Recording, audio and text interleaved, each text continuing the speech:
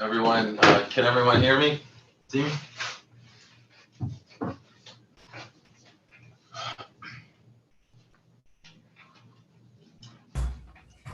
Yes.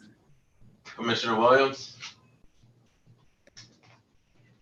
Is your team ready? What is your question, Chairman? No, it's not. I'm waiting for Commissioner Williams to acknowledge. I don't hear her. Oh, okay. All right.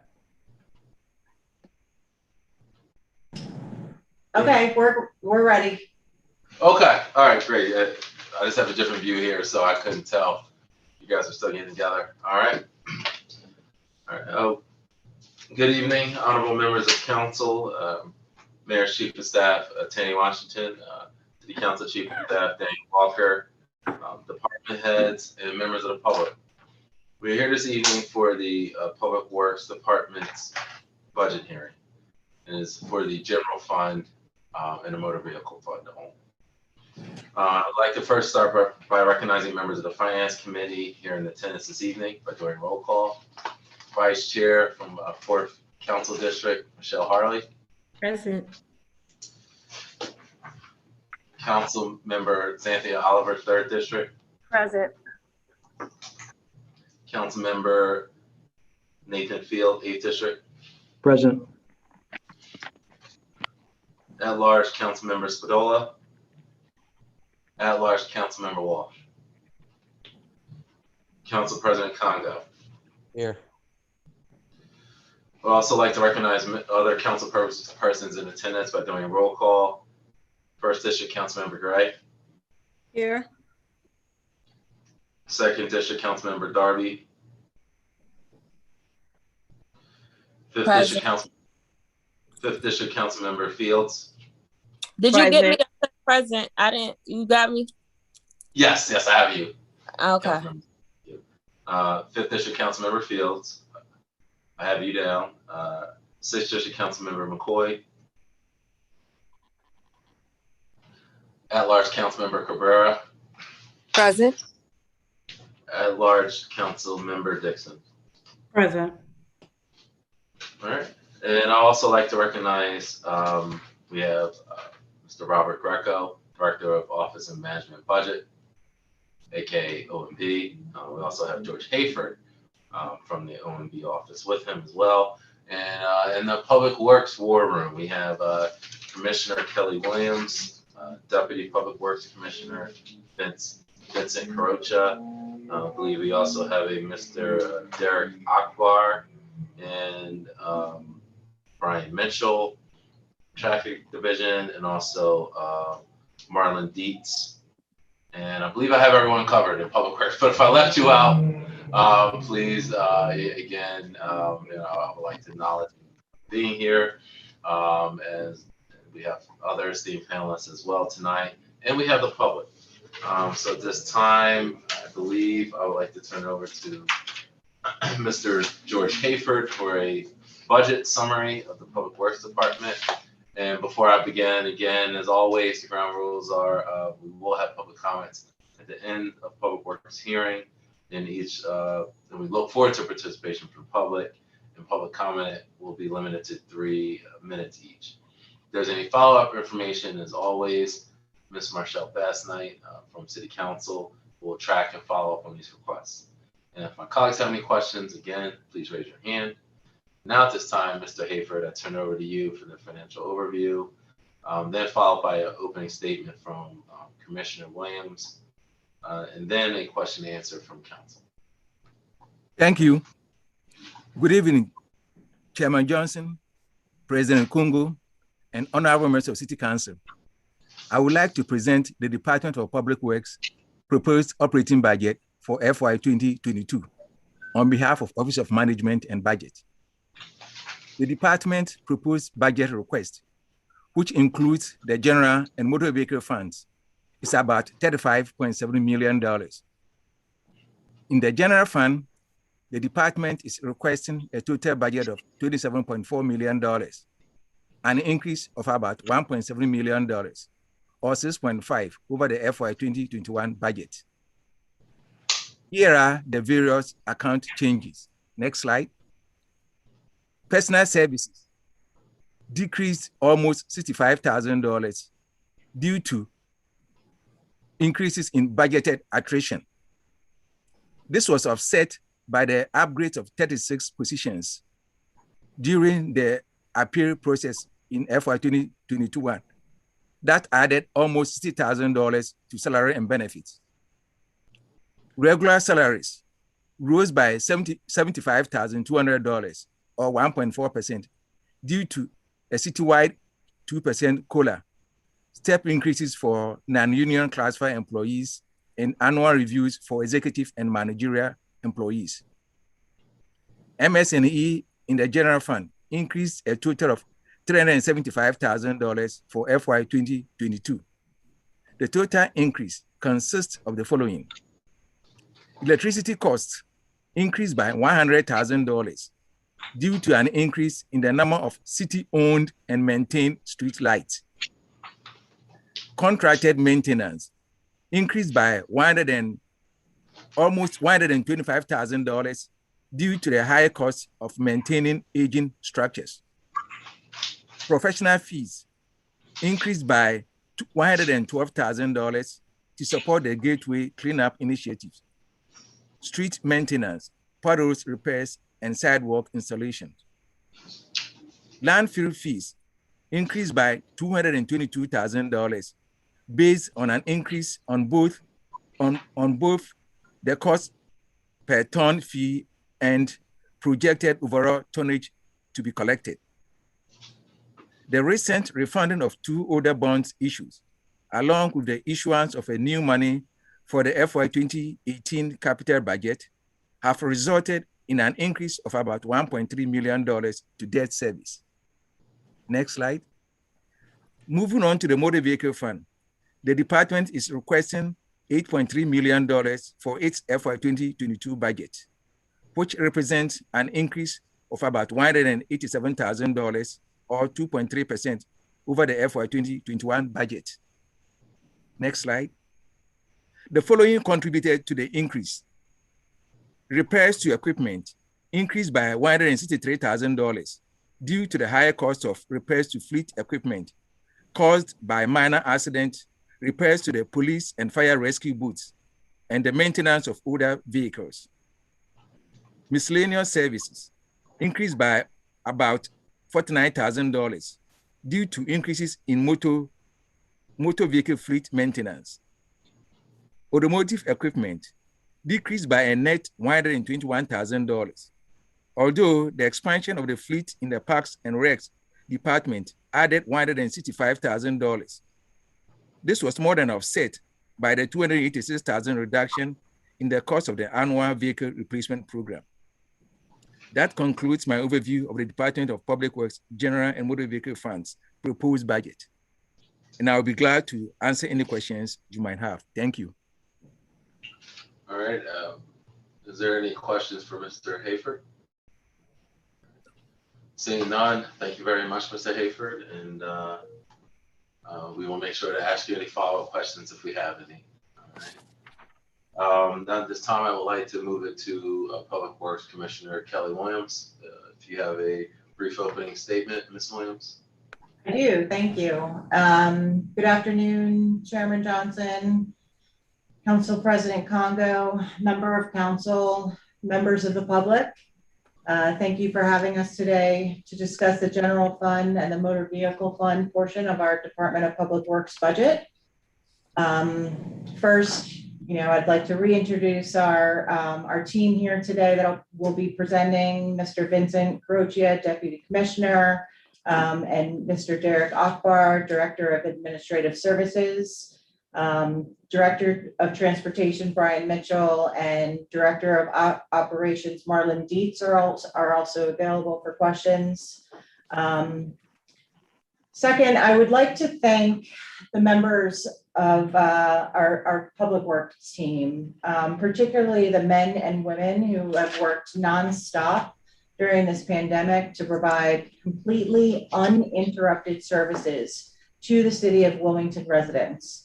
They have not missed a single day, and they showed up to the municipal complex together with over 150 other employees and their colleagues to support the city during this pandemic.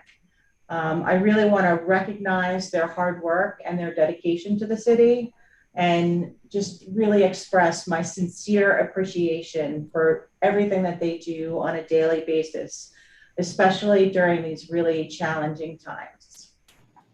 With that said, so the Department of Public Works, our mission is to operate and maintain critical infrastructure, facilities, provide superior service for our customers, and promote resiliency.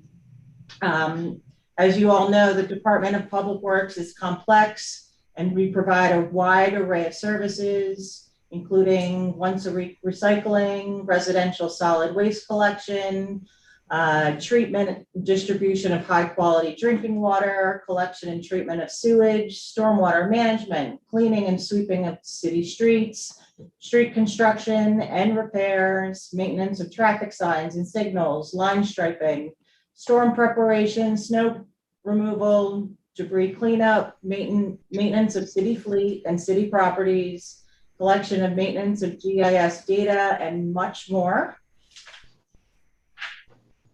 Next slide. Our vision is to provide superior services with respect, integrity, and with the responsiveness that every customer deserves. Our priorities for 2020 general fund are first to continue our beautiful city initiative, keep our city clean, reduce trash, increase recycling, stop illegal dumping, improve our sidewalks, repair and repave our streets, plant more trees, maintain our gateways, support the community's efforts to beautify the city. Our second priority is to light up and connect the city of Wilmington. We have a comprehensive plan for the installation of LED street lights throughout Wilmington. We'll be starting the first of 3 phases to convert all Delmarva-owned lights to LED. Approximately 2,300 lights will be converted in fiscal 2022, which is in addition to the 1,700 city-owned streetlights that we converted last year.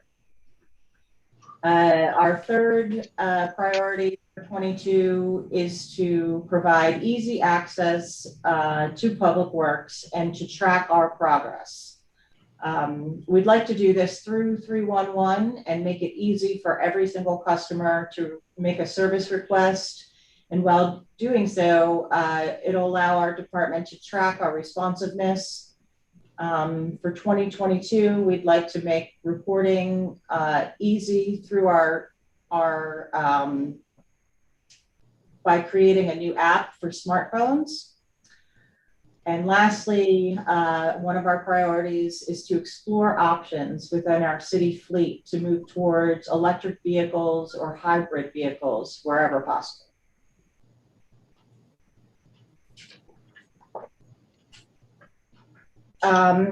Performance measures. Public Works collects over 100 data points that are analyzed every 2 weeks.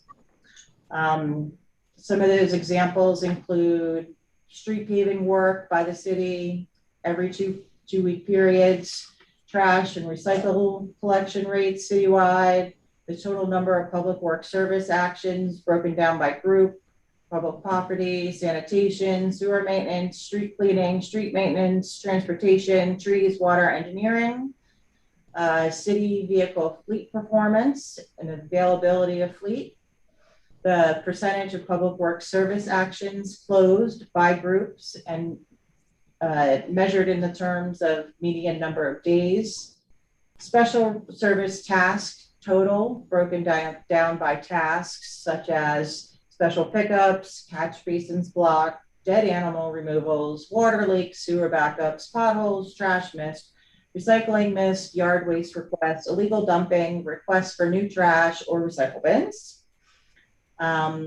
Public works service requests by council district and overtime uses by division. Those are just a few examples of our data points that we collect and analyze biweekly. Now, I'd like to turn it over to Mr. Akbar, who will address the city council questions that were asked. Good afternoon, Chairperson and council people. I will be answering the questions that was provided to us several days ago. And motor vehicle questions will be answered by the Deputy Commissioner.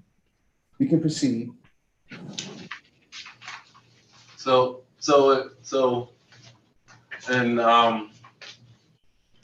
Mr. Akbar, just for a second, I wanted to just go over, I guess, one thing about the first two questions. I see you do have a large account line for, I guess, the second largest in the city for Public Works. Can you break that down? I don't want to gloss over this question. Can you break that down exactly what those costs were and what was reimbursable, what was not? Okay, can we go to the next slide, please?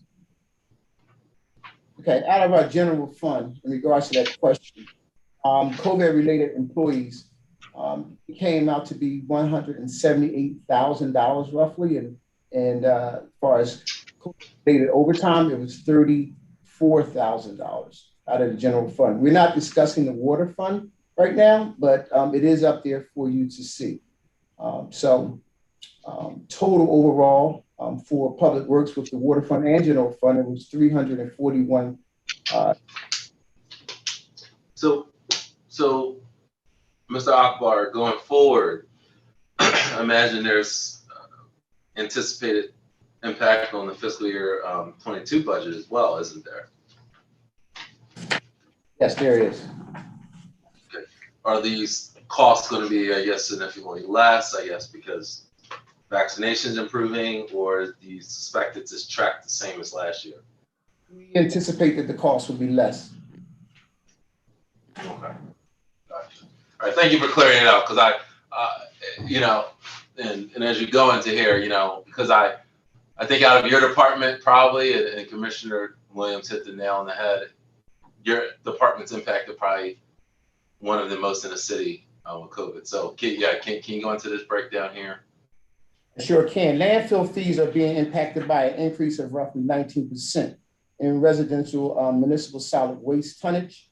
There is also an increase in overtime for property maintenance division for COVID screening, where we have employees coming into work down at what we call a yard on Wilmington Avenue. So that increased the overtime. There's also an increased cost in miscellaneous supplies and parts for disinfectants to make sure that we keep the building as clean as possible. There's also bill maintenance costs that have increased due to additional cleaning in the city county building.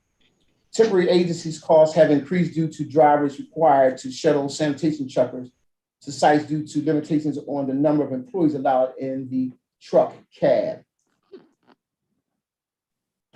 In anticipation, next slide, please. I wanted to go back a little bit, Mr. Akbar.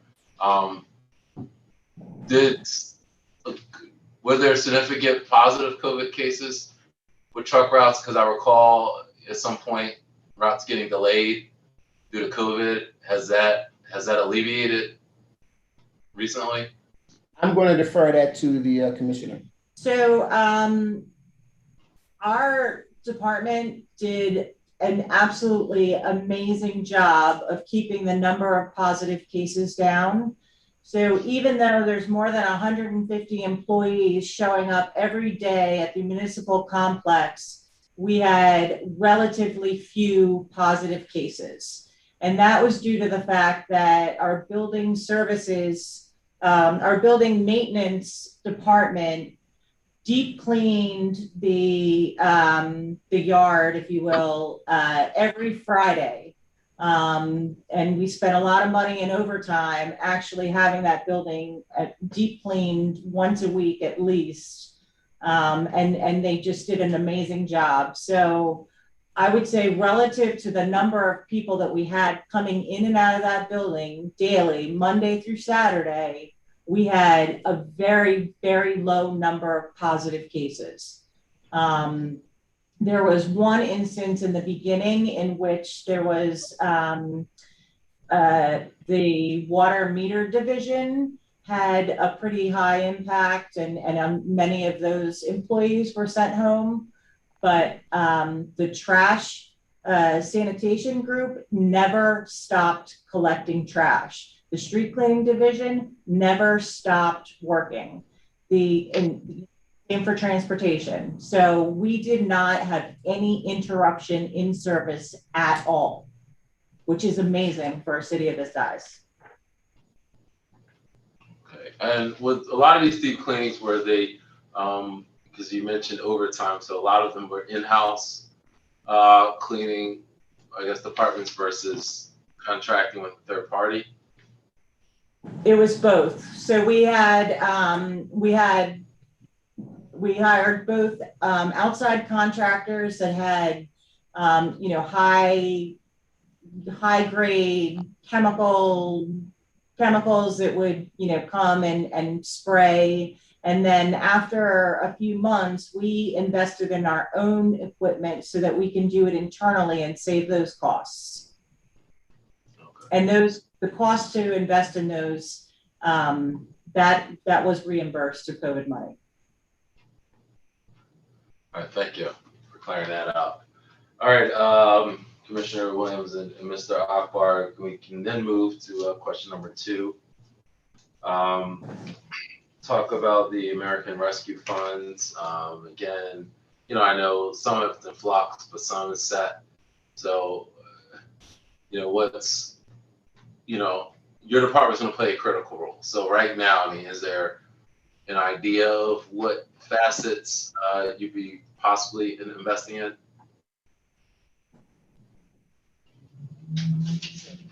The first, the commissioner. Oh, so, yeah, like it says on the slide, we don't have the guidelines for the Treasury on the use of the funds. So we're planning to fill in the gaps in the operating budget. We're anticipating to use, to cover some revenue shortfalls, to pay for infrastructure improvements, some neighborhood stabilization efforts. Once we receive guidelines from the federal government and, in consultation with the administration, we may consider, a possible HEROES funding or something similar for the frontline workers, but that would be determined by HR and the administration. Okay, all right, thank you for that overview. Now moving, one part I forgot to ask is also the HERO funds. I know it's been mentioned previously with the administration. Just delving into that a little bit more, do we at least know if that permissible use will be possible through the American Rescue Funds? I'm not sure. I've seen pretty broad guidelines, not guidelines, just some language about possible uses. And one of the things I did see said premium pay, and I'm not sure how that works. So, like I said, we're just waiting on the guidelines to give us a better idea if that's a permissible use. Okay, and by that, because I think a lot of the public works workers are frontline workers, so it's something that we'd be interested in tracking. I know many of my colleagues have expressed that sentiment of a way of, yes, showing our appreciation, for what they've endured. Council Member McCoy. Thank you, Chair. I was just curious, Commissioner, could you said something about neighborhood stabilization efforts. I was just curious on like an example what that would look like for public works. So,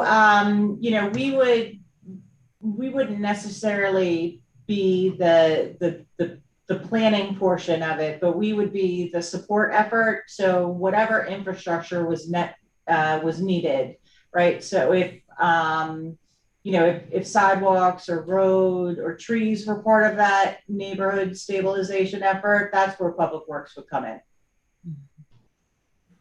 All right, thank you.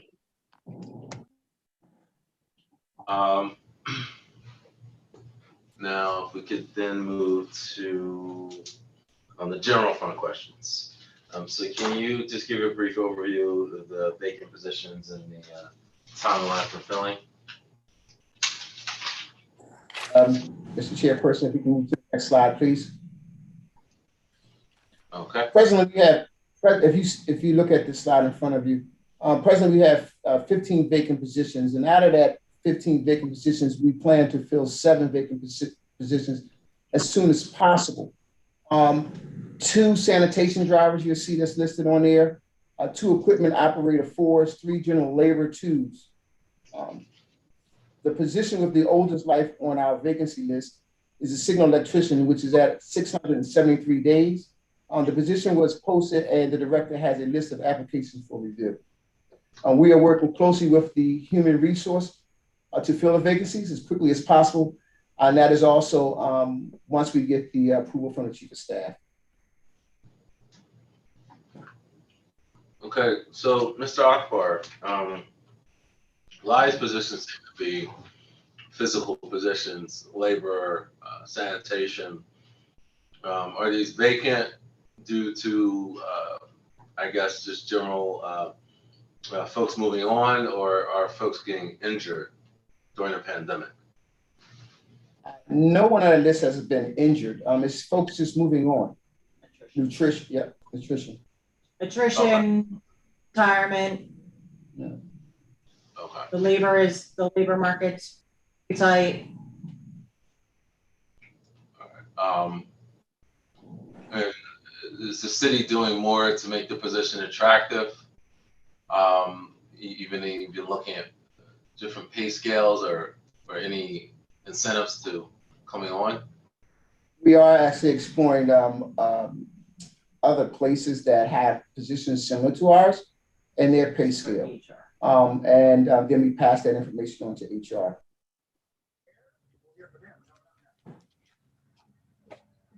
All right, excellent.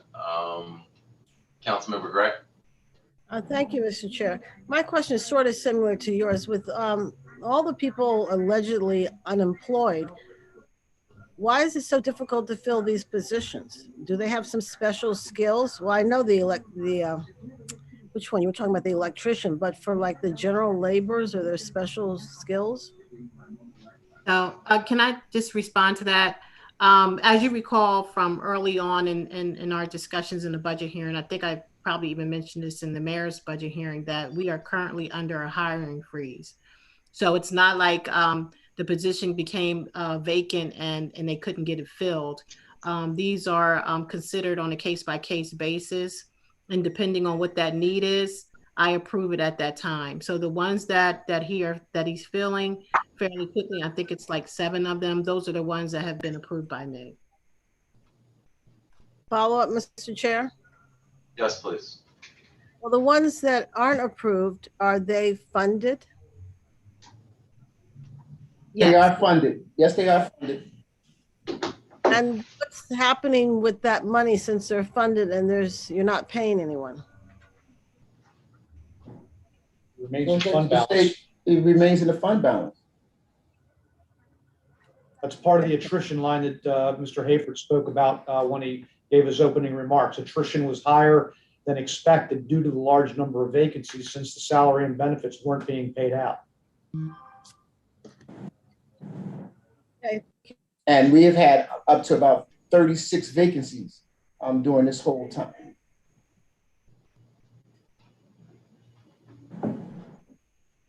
Next slide. All right. And I want to recognize Councilmember Walsh is in attendance as well. And yes, Mr. Akbar, I believe we're on question 2. So if you could describe the position changes, new, deleted, title change, and related changes. Next slide. We have 7 positions that were changed after the biannual appeal upgrades, and that's it. Okay. All right, let's then move on and proceed to question number 3. Can you please describe the planned use of approximately $1 million for professional fees? This is a $112 increase over last fiscal year. Okay, the increase is pretty much the cost to do business. We restated some money. We restated some money that was cut last year due to the COVID-19. We are keeping the temp line at $582K, as you can see, with hope and anticipation and aspirations we will fill our vacant positions throughout FY22. All right, and can you proceed on more of a breakdown of who the vendors are? Bring up the next slide, please. Next slide. They're all listed. As you can see, we have 8 consultants, 7 engineering firms, and 1 temp firm. And to the far right, you see the Landfill Services as well. All right. I don't want to make assumptions. Are any of these minority or women-owned businesses? No, sir, not on this, not professionals, not our consultants, engineer, or our temporary agents. All right, so is there a reason why it's, I mean, is it not available or? Well, you know, one of the things is that when we're looking for consultants and engineers and individuals to do business with Public Works, we take in consideration if they're MBE, we would like to bring them on board, but just so happen there's none in the region. There's nobody jumping out there saying, hey, we want to do business with Public Works that are MBE at this time. And there's none in the region that we can locate. So, and again, I'm not an expert in industry, but for $1 million, you could not find an engineering firm that's minority or women-owned in the tri-state, this region. No one has approached us. But what about you approaching them?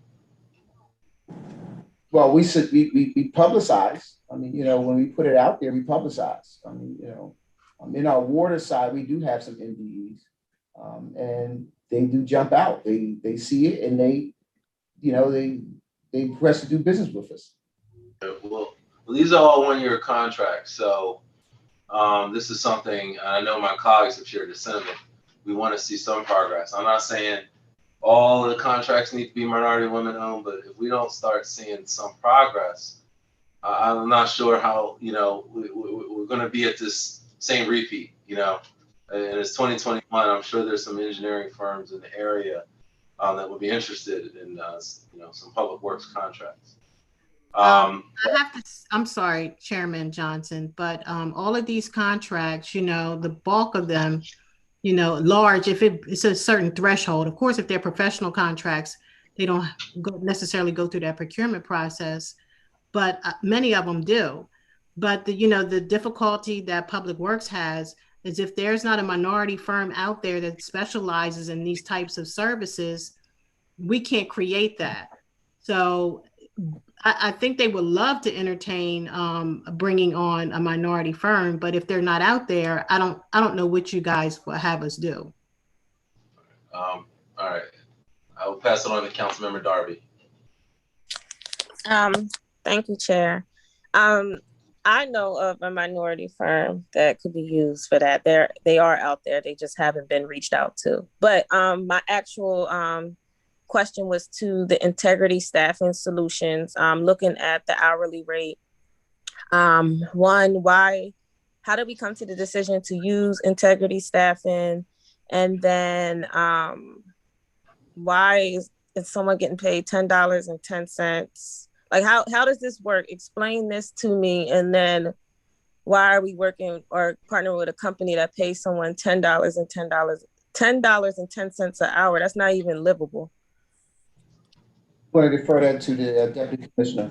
All right, so the integrity staffing contract went out on an RFP. It is an HR department contract. It was issued for 3 years.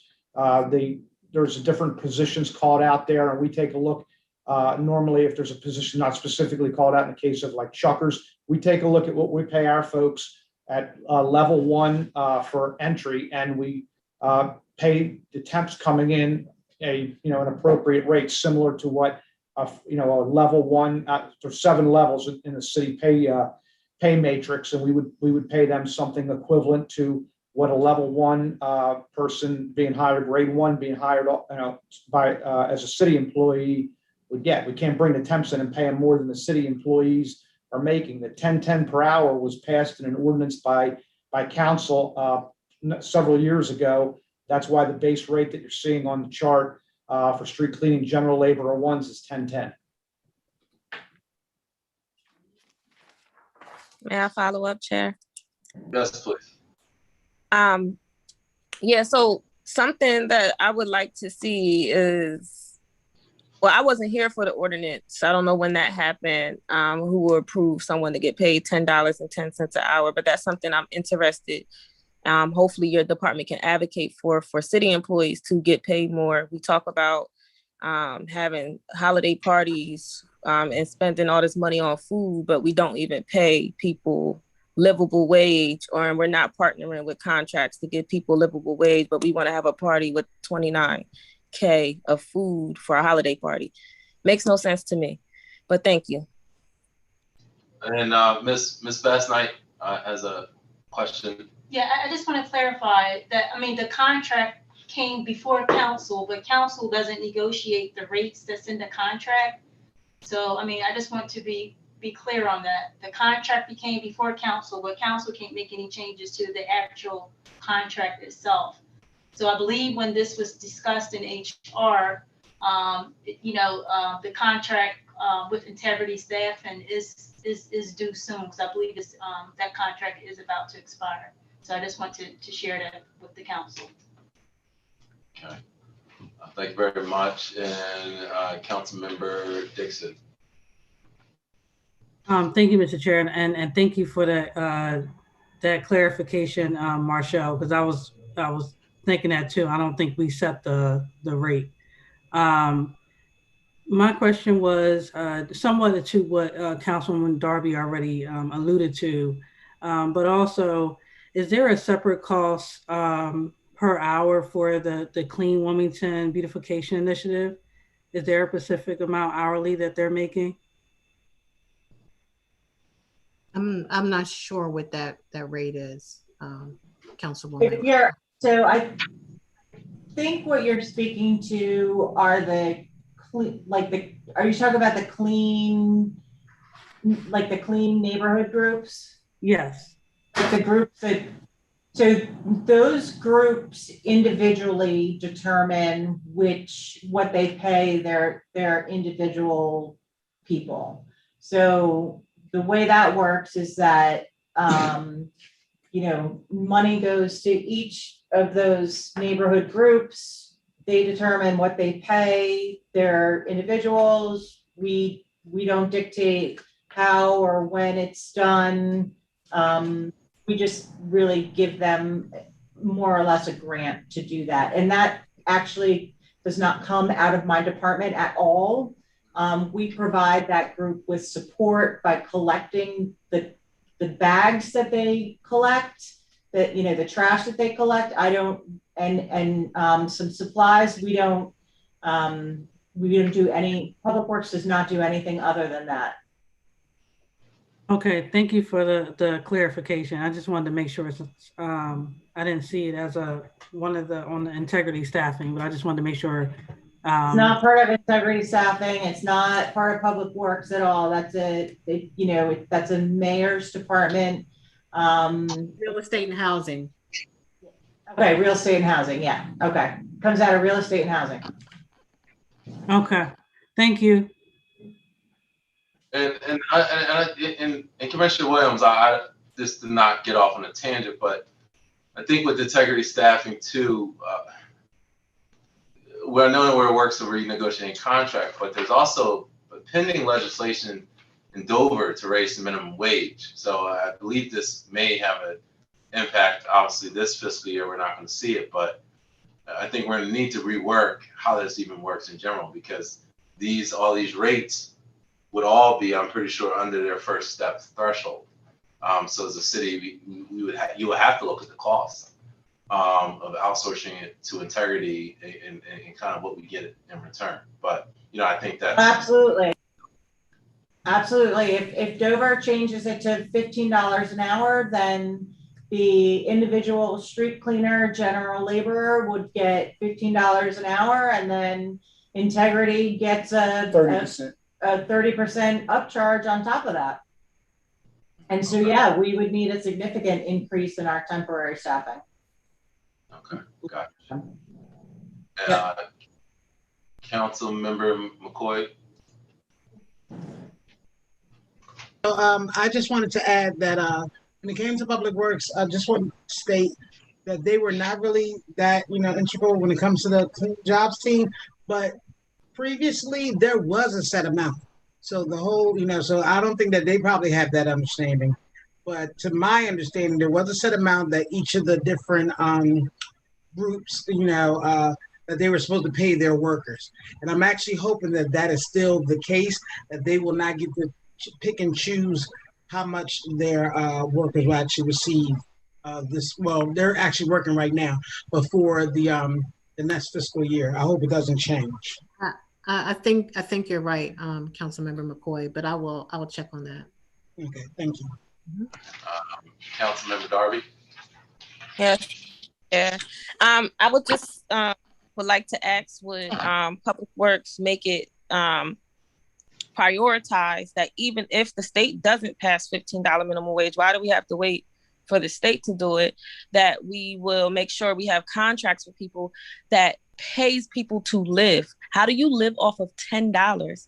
And then another question that I have is, when it comes to promotions within Public Works, how often do you guys use your outsource of Integrity staffing to put them into permanent positions? How often does that happen? But I just think it's unfortunate that we're waiting for the state to do something, and we're all sitting here saying that it's okay to pay someone $10.10. Wait, Shannon, do you want to take that, or do you want me to? Well, they are temp employees. They are not City of Wilmington employees. And in addition to that, there is a significant markup. In addition to the hourly rate, we have to pay Integrity. I think it's like, what is it, 30% on top of that rate? Or it's 30% on top of what we're paying them. Yeah. So I mean, the city, we need temp workers, and we're glad that Integrity staffing can provide us with that when we need it. But there is a limit to what we can afford as well. So while we would love to give everybody an increase in their rate, there's an additional charge to that, and that affects your bottom line, quite frankly. Yes, I do understand there's a charge to it, but we're spending $50K on a park, so we're talking about people living. So that's okay. If we're going to talk about money for a park annually, I think looking at people's livable wages and how they're living is way more impactful and beneficial than a party or a park with a fountain. Well, I beg to differ, because employees work hard and we like to recognize them for that. So if we want to have a holiday party to show them some appreciation, I think that's only right. And, you can have your own view on that, but employees deserve to be recognized. And if one day out of the whole year, we have a party recognizing them for their hard work, I don't feel bad for that. And I don't want, again, I want to stay a little bit on point, because the Integrity staffing contract is, Ms. Bassine said that is coming back up. So this is a conversation we're going to need to have, I think, about the rates, what it is, what the minimum wage is. I think that's important, because I think there are some questions about Integrity staffing. Unfortunately, it is the contract. That's what we're living with right now. So, I think we can kind of find a path forward next fiscal year. Is there anything? Actually, I think you covered everything on this question. Public Works, thank you very much. And I believe now we're ready to move to question 4, which is a kind of a big number, but it's the approximate $461,000 for overtime. What's the breakdown of that? If we can move to the next slide, please. Plan on using the listed overtime fund for, as you can see, administrative costs, which is $10K, and that covers snow events and construction inspectors. Street maintenance is $3.8K, which is street repairs and again snow events. In our transportation is $135K, which is emergency repairs, knockdowns, street light outages, crosswalks, cleaning, and special projects. Next slide, please. Street cleaning at $170K, which also again includes snow events, leaf pickups, and cleanup of special events. Rubbish collection, $100K. Snow events, household hazardous waste events, and trash requests. Property maintenance is at $42K, which also includes snow events, special events, and emergency call-in time. So let me delve into that a little bit. A lot of these are event related. Snow, obviously, we don't know, but special events, it seems a little bit high because there hasn't been any. Is there anticipated events coming up that are going to be major cleanups? Well, so the special event last year was the pandemic. Yeah. And the special event this year has been the pandemic. Okay, so when I see special events, I'm thinking of the Jazz Festival. And so you were saying special events is different. So we had the pandemic happened, and the overtime that was spent was the individuals going into the building and checking the employees' temperature as they enter the building. But we are considering having, for lack of a better word, a social distancing probably type of festival. So I mean, there's a possibility we could have a jazz festival. It all depends on where the governor, stands on, his executive order going forward. Okay. There also has been other special events like the Democratic National Party came. Now we have a president that lives in our city. So those special events aren't always planned, right? And what happens is, Joe Biden's coming to town. So Kelly, you need to make the city sparkle. So then I call in, people on a Saturday or Sunday to make the city sparkle. And it's that special event is very generic. It doesn't just mean the jazz festival. Okay. Got to think way broader than that, Councilman. Chairman. Way broader. All right, thank you for that clarification. I believe Councilmember Darby, you're first. Yes, my question was never answered. From the other slide, how many temps turn to permanent in public works? My question was never answered. Majority of half of the individuals. So majority of half of the temps that apply for positions in public works are hired as full-time individuals. And I heard someone said they'll provide me with the exact numbers. That's an HR question. We can get you those numbers, yes.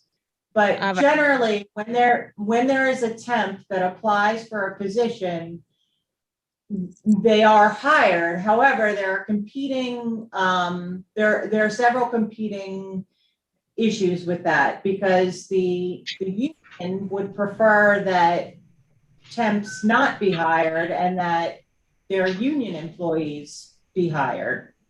So there's a bunch of competing things that happen when there's a position available. All right, thank you for answering my question. I just think it's important to make sure that people who work in the city are treated fairly as temps or not as city employees, because we have the mayor and treasurer getting a raise, but people are getting paid $10.10. Thank you. Vice Chair Harley. Yes, yes, thank you, Mr. Chair. I just wanted to, I have a comment as it relates to the special events. I hope that the city is reaching out, as Commissioner Williams had mentioned, when the DNC, the Delaware, the Democratic Party, you know, when they came to Wilmington, they actually had a budget as well. So let's make sure that if there were some extra expenses that we had to put out as it relates to any of those type of events, that we look into getting reimbursed. That's all I have. Thank you. And Council Member Oliver, floor is yours. Yeah, I guess Councilwoman Harley hit it on the nose. I was going to make that comment, but I also would like to make a comment that I took a tour down to the pump station with Public Works with Vince, and I have really realized that Public Works is very essential to our government. And I must say myself that I know of some guys who were temps and that are currently hired full-time with the Public Works Department. So I have to give kudos to the Public Works Department, because they do continue to hire a lot of minority guys who didn't have an opportunity to work in various departments or throughout the city. And they don't look at their record as long as they have a clean urine. And like I said, I don't know a lot of them personally, but my sister works over there. And when I go over there, I see new guys, and I'm always mingling, being newsy. And it's like, I don't remember you. He's like, I came through a temp agency. I'm like, good for you. So I do have to give kudos that they do hire a lot of minority males and females who wouldn't have the opportunity to work in various I guess city or state, not city, I would just say the state, or different jobs that, I mean, them guys have a record, but after certain years, as long as their urine is clean. So I meant to, Derek, I meant to send you an email thanking you. Like I said, I didn't know the guys, but I see them now, they're full-time. So kudos to Public Works. And that's all I have to say right now, and I'll follow up. Thank you, and I would like to also recognize with council members. Oh, you know one last thing, Chris, I want to say, and maybe some other council members may want to go over there and see the outstanding job that that pump station is doing, to see where all that clean water and the dirty water, the water that we drink. So that is a large site. So I just want to encourage people to go over there and look at it, and just see why Public Works needs so much money for the things they're doing. Thank you. Okay, very good.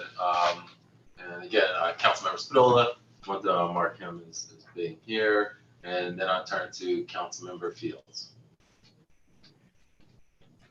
Thank you, Chair. This is a question. This is a budgetary question, and I want to thank you. I want to say thank you to Councilwoman Darby for bringing this up. And maybe I missed this from all of the other meetings, but can I address the Chief of Staff for the administration? I have a question. She's brought up the idea that the mayor and the treasurer office, that they're receiving a raise. Was that raise set for? Who was that raise set by? That was set by the 107. Was that set by the 107 session? No, council's raises. The council at the end of before the end of their session, city council sets raises for the next council coming in. And so this is done administratively for the treasurer and the mayor. When that session ends, they get leveled up as well. That's not anything that council participates in terms of the treasurer or the mayor. What I will say is that Council Member Darby is incorrect that this is as a proposal in this current budget. That already took place. Those leveling ups took place already. So those salaries are already set. Okay, I just wanted to get a clearer understanding. Thank you. I just wasn't clear about the raising part, because I know that the 107 didn't set any raises for 108.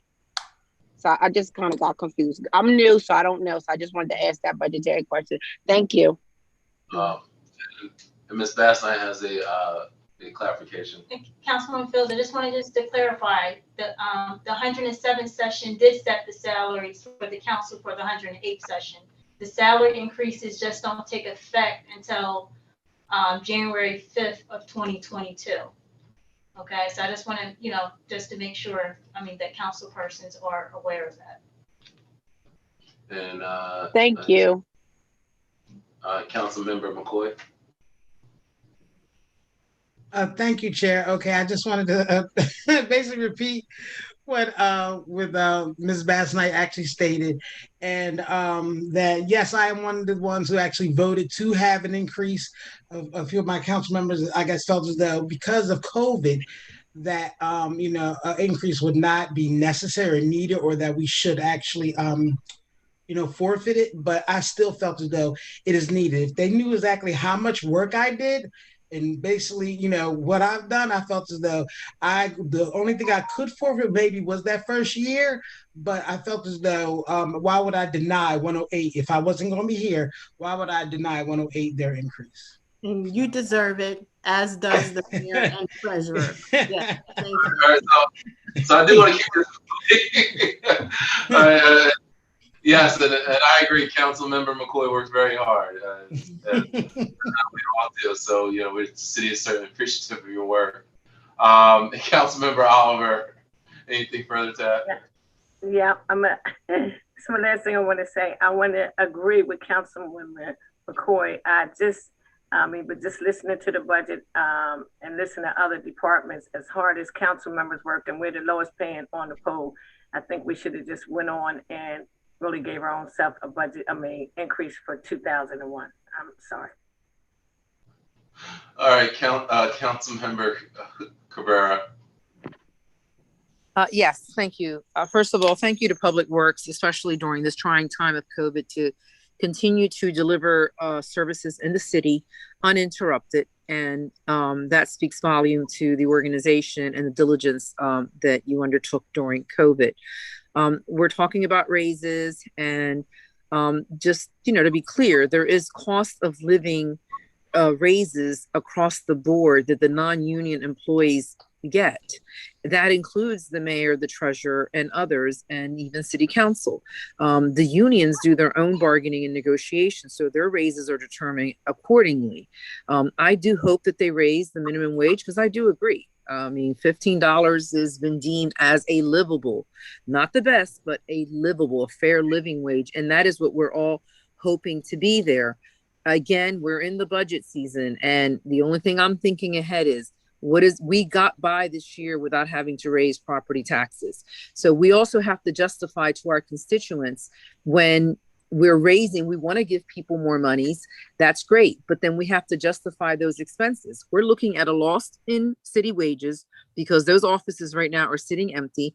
Employers are realizing that it's more cost effective for them to have people working from home, which means we have up to 3 years that people can apply to get a refund on their city wage tax. So we don't know. There is a sense of uncertainty when it comes to the budget for the next 3 years, and probably raising property taxes is inevitable. So when I hear departments saying that they have cost savings and they're being questioned, why, I believe that every department, again, I'll repeat as I did in the last meeting, they've been asked to show cuts, to show what can they live without, because there's going to be more cuts, and hopefully not layoffs, but that could be a possibility too. We do save some money in using temps versus having to hire people full time, because our benefits happen to be one of the best benefits in the state. We still have a Cadillac plan, and not other people have that. We're the only government workers that have the kind of plans that we have. So when we hire someone, it's not just the wages that we pay them. They're getting excellent benefits. So I just wanted us all to be cognizant of this during the budget hearing. And I want to thank these departments, especially the two today, that have really streamlined their costs and haven't spent that money and have those savings. But let's be fair. It's a cost of living raise that people got across the board. It wasn't just hand selected to a few, and we all got it. Now we can also give up our raises if council chooses, and then we can ask the others to do the same. That's just the comment I wanted to make, and I wanted to thank everyone for everything that you're doing. Thank you so much. Thanks for that clarification, Councilmember.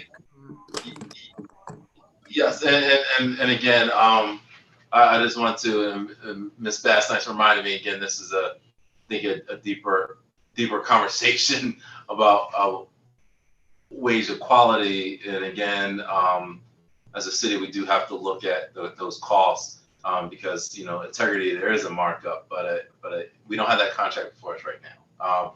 But with that, Councilmember Walsh.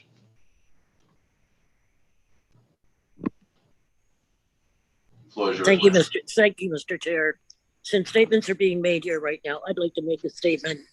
Could you, Mr. Chair, could we please get back to the Public Works budget hearing? Well, thank you for the reminder, Councilmember Walsh. Again, you know, as you know, I am fairly lenient. I try to be a referee. I said I understand. Like right now, Mr. Chair, we don't need an explanation. Let's just do it. Okay? Thank you. All right. Well, all right. Then moving on, we can move to question number 5. Can you discuss Public Works Department the 2.3 budget for landfill fees and recycling? Next slide, please. Landfill fees with Delaware Solid increased the cost to dump per ton. You can see, you will see that on the next slide. But the Recycle Bank program also decreased in FY22 because. Can you do the next slide, please? And the next one. Thank you. Okay. Here we go. All right. Landfill fees with Delaware Solid Waste increased the cost to dump per ton. As you can see, in FY20, it's $72 now. FY21, it's going to increase. It's going to be 73 now. 73. It's going to 74. It's going to go to 74, correct.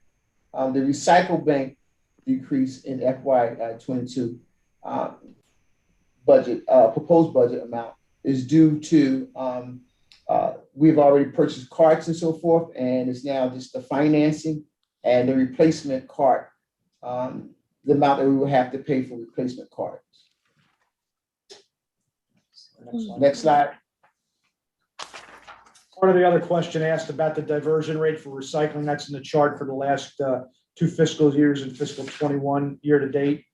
One of the other sub parts of the question asked about marketing information as it relates to recycling. And these are the efforts that we put forth. We provide guidelines with each cart that's distributed. And we have teamed up with DENREC to put weatherproof decals on the carts with the guidelines for recycling.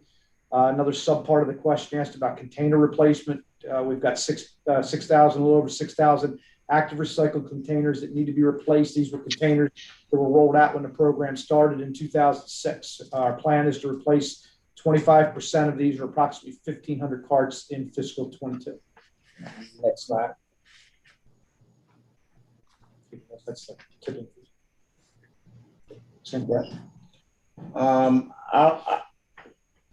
Our special pickup consisted at a number of 7,000 special pickups. It added revenue of between 35,000 and 37 per fiscal year. We have no plans on moving to commercial trash collection. With our new smart containers, we are able to do some real cool things.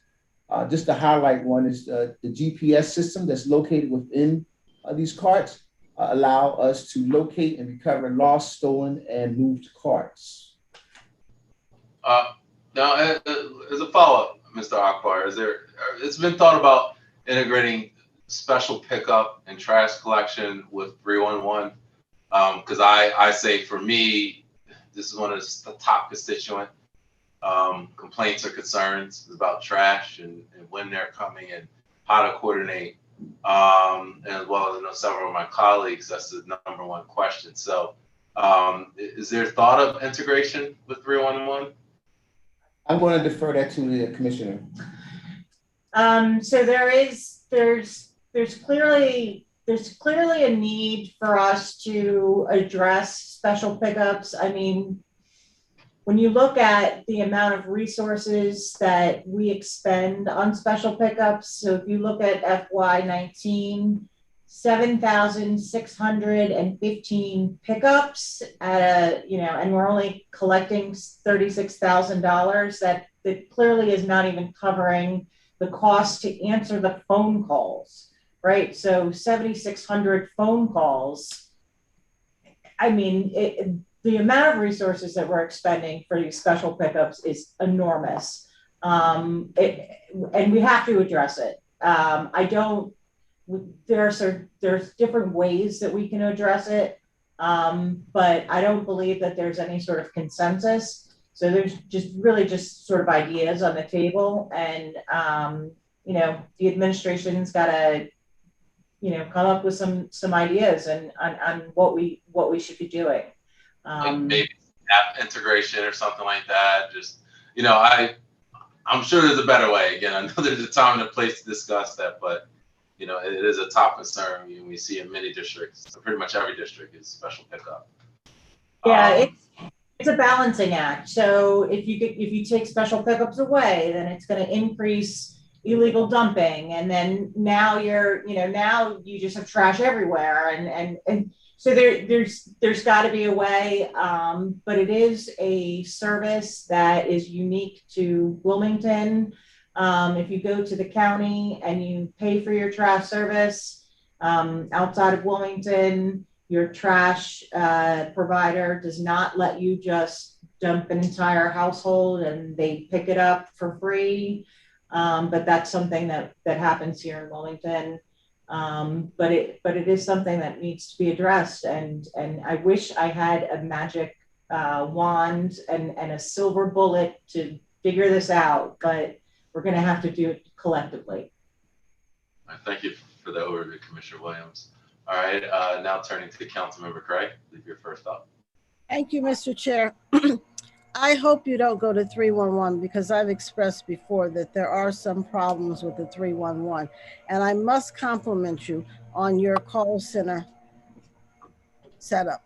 I think it's phenomenal. If I call with a complaint or a request and it isn't taken care of, I can call back and they can locate the call, tell me who took it, where it went.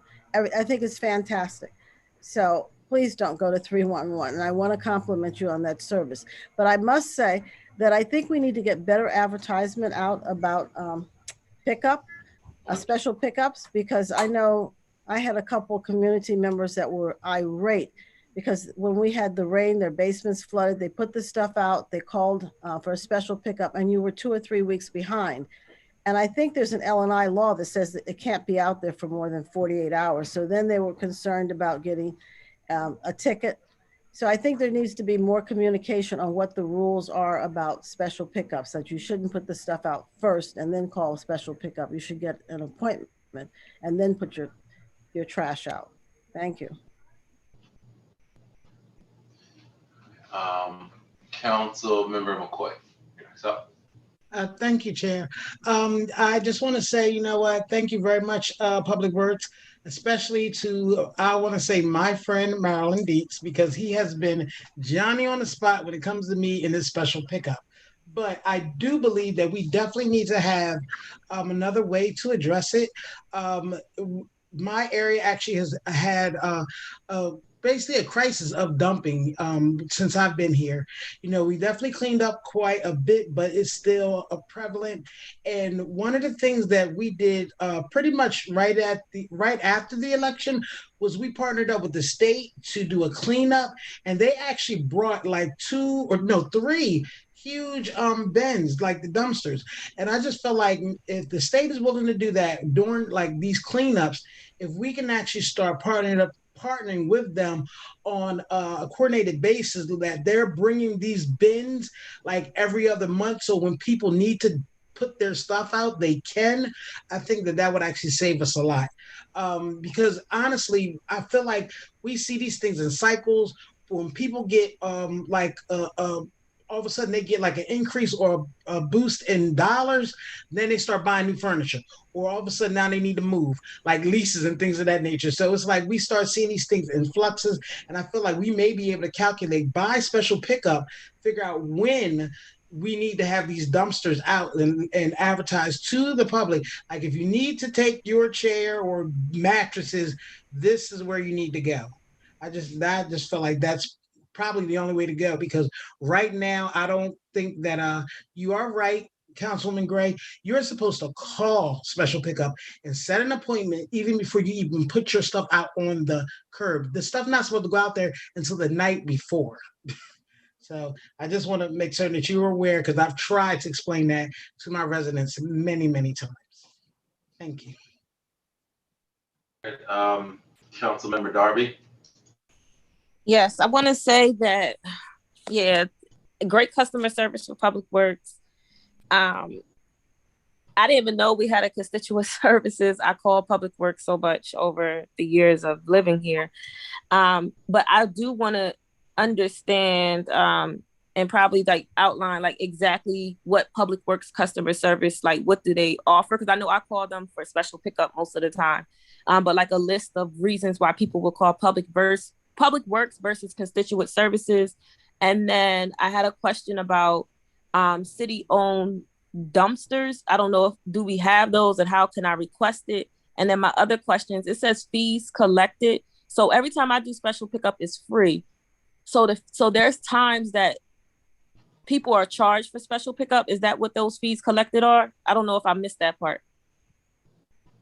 That's correct. That's for rentals. Rentals, property owners get free special pickup. If it's a rental unit, the rentals are charged $25 fee per special pickup. Correct. Okay. And then city-owned dumpsters? Don't have any. Oh, we don't have any. Have we ever thought of those, or had that doesn't work? So dumpsters are a tricky thing. If you have a dumpster, then you need a special truck to service it. So if we have dumpsters, then I need to buy a $300,000 truck to service it. And I'm not sure what you would use a city dumpster for, unless talking about, something like Councilwoman McCoy was saying, and using it for like a cleanup in an area. If you put a dumpster out, the dumpster's going to get filled. Yeah. So and then we're going to have to pay the tonnage, the tipping fee to take that to the DSWA to empty that dumpster to the tune of right now $73 per ton.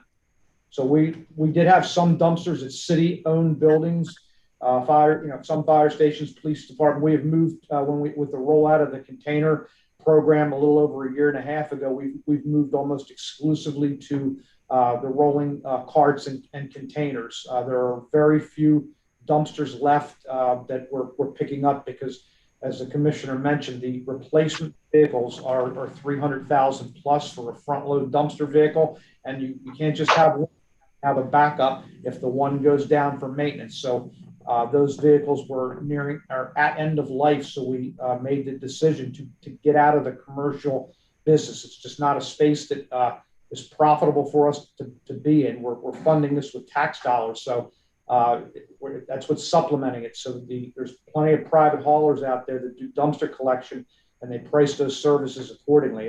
It's just one more cost that we avoided by just going to containers and rolling the container program out. Okay, no, I was just curious to know because there's a few places throughout the 2nd District where people dump items. And a resident told me that it used to be a city-owned dumpster there. So that's why I was wondering what happened and if we ever had any. So thank you for explaining that there were some and you guys are transitioning out of using them. Yeah, that's great. We did actually at one point, this is going back about 4 or 5 years ago, we used to pick up some commercial property. So as part of the container program, we did an in-depth audit. The code does not provide for us to pick up for commercial. So there were was a rather large list of locations that, were being picked up by city sanitation crews that we then had to send them a letter and say, you have, per the code, you have to get a private company to pick up your refuse because per the code, it's not permitted that we pick it up. So there was some that slipped in there and were probably being picked up for a long time. And as part of cost containment, we cleaned that up about 3 or 4 years ago. Okay, thank you. Thank you very much for clarification, Mr. Carocha. Councilmember Dixon. Thank you, Mr. Chair. I just had 2 quick questions. One in regards to for special pickups, do we have by either mapping or district wise how many pickups we're doing in across the city? And then also, are we seeing that it's special pickups in the same like the same locations on a repeated basis? I do have that information. I can get it to you. And the answer, it varies. You know, there's some high rises that there's a lot of, repeat customers, but then that's to be expected because there's a number of, residents that live there. Gotcha. But to be sure, there is abuse. There's abuse going on by landlords, by people in the city that are using this program. They're either, bringing, their family stuff from outside the city and asking for special pickups. It's clear that this city produces more trash than other cities of comparable sizes. And it's crazy, and it's because it's so cheap to do, and the city's willing to continue to do it and then continue to pay for it. And so there's got to be a better way, but we should meet and confer and talk about this on an offline session because we can go on all night and talk about trash and dumping. So, but it's a topic for another day, and it needs to be addressed. Thank you, Commissioner. I'll definitely follow up on that. Appreciate it. Yeah, but the one thing to remember about all of this and all the subparts. Yeah, the one thing to remember about all of this and all the subparts to this question is that trash is $73 a ton. Recycling is free, nothing, zero. It doesn't cost anything for us to collect recycling. That's the direction that we need to head in. And again, I appreciate this, Commissioner Williams, as I know, looking at the heat map, I believe 7th District was the highest, I believe, trash rate in the city. So, I'm certainly, I look forward to that conversation. And I believe that was the last slide for question 5. So I believe now we're on question 6. Just want to discuss the approximate $1.8 million budget for maintenance account category. This is a $125,000 increase over a prior year's budget. So if you give your attention to the chart, our increase is due to no funding in the FY21 budget for repairs to roads due to FY21 COVID-19 pandemic. There was also the restoring of funds that were cut in FY21, some funds that was cut in FY21. So that also added to its increase. This is the second part of the question.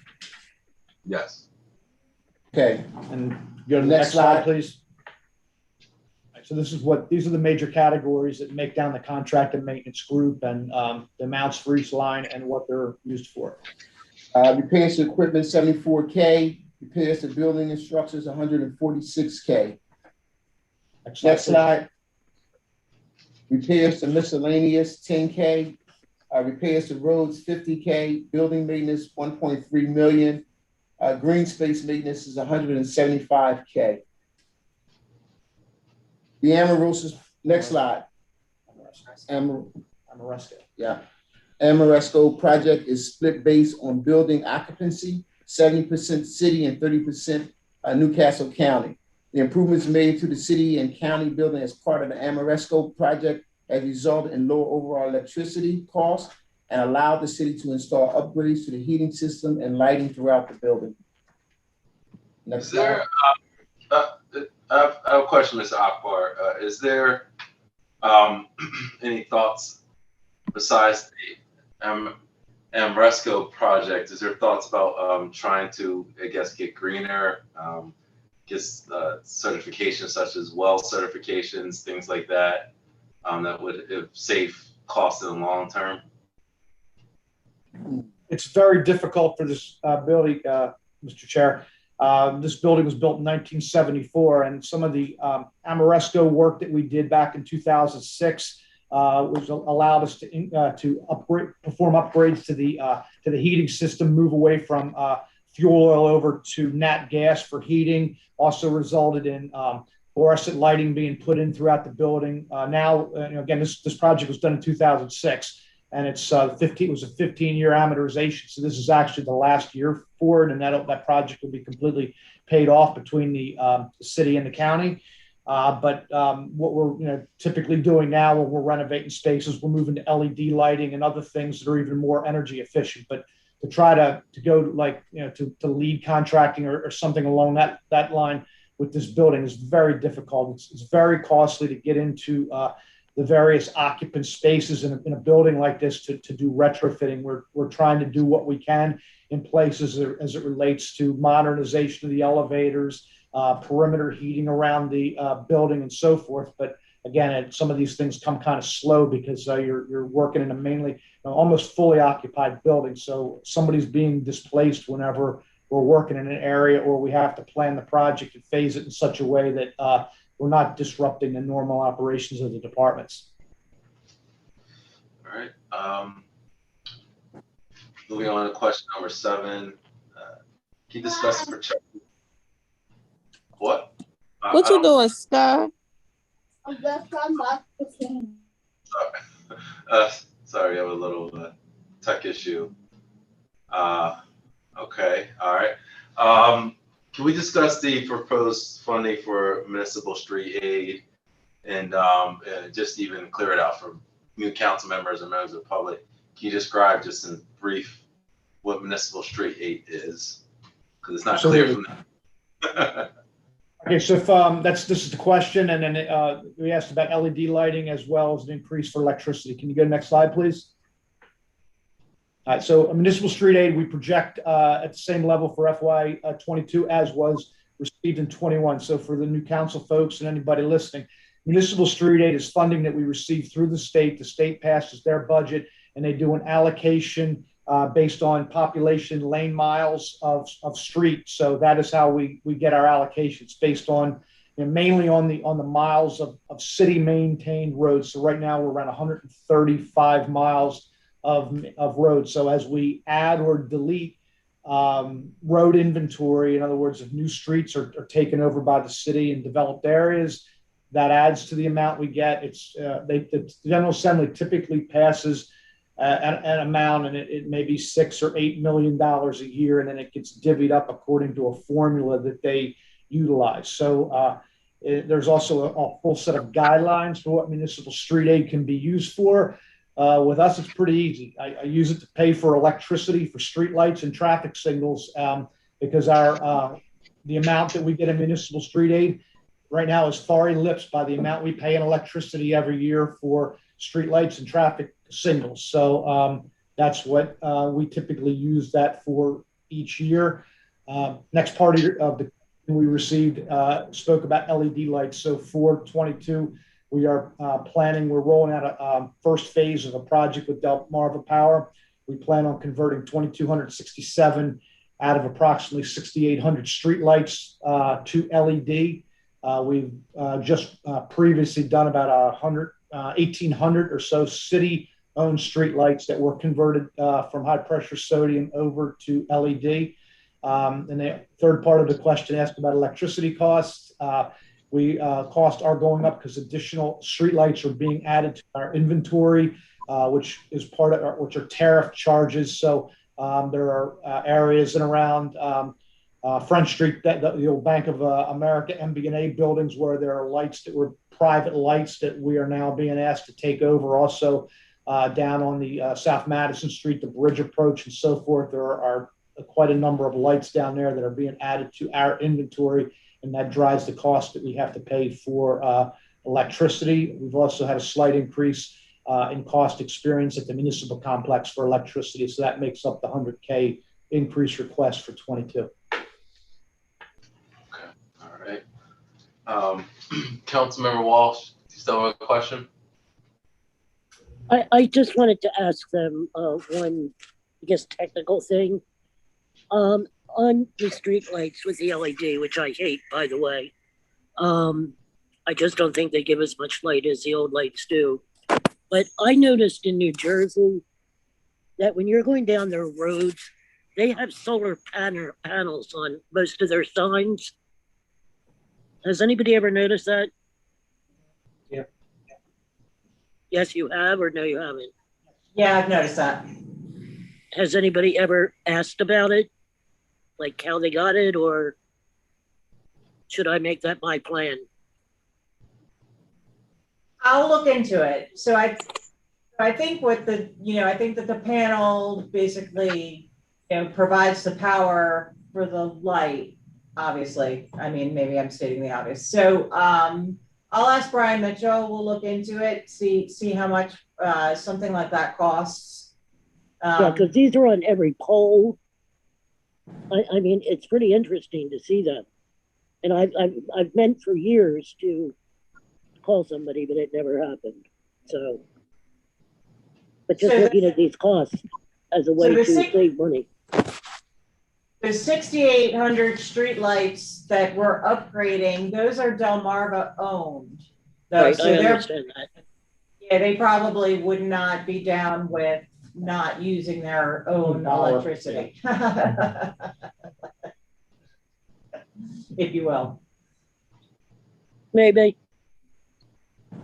Can always find an incentive, but all right, that's all I have. Thank you. I'll look into it. Thanks. Moving right along, I'd like to turn our attention to the next slide, question number 8. You discussed the planned use of approximately $589,000 budget for miscellaneous materials, supplies, and parts construction account line. Move to the next slide. Listed is our request for funds related to construction and repairs. $62,000 is for relative signs, reflective signs, and LSDs. 267K is road salt, sand for snow events, and ice bike solution to enhance brine effectiveness. Next slide. Here's a list of our equipment needs. Furniture, fixtures, and office equipment is at 4.8. Our non-capitalized equipment is at 22.5. And you can see, as far as with our road salt, 2019, we had a snow event. 2020, we had very little of a snow event, or if none at all. And year to date, we are at 111.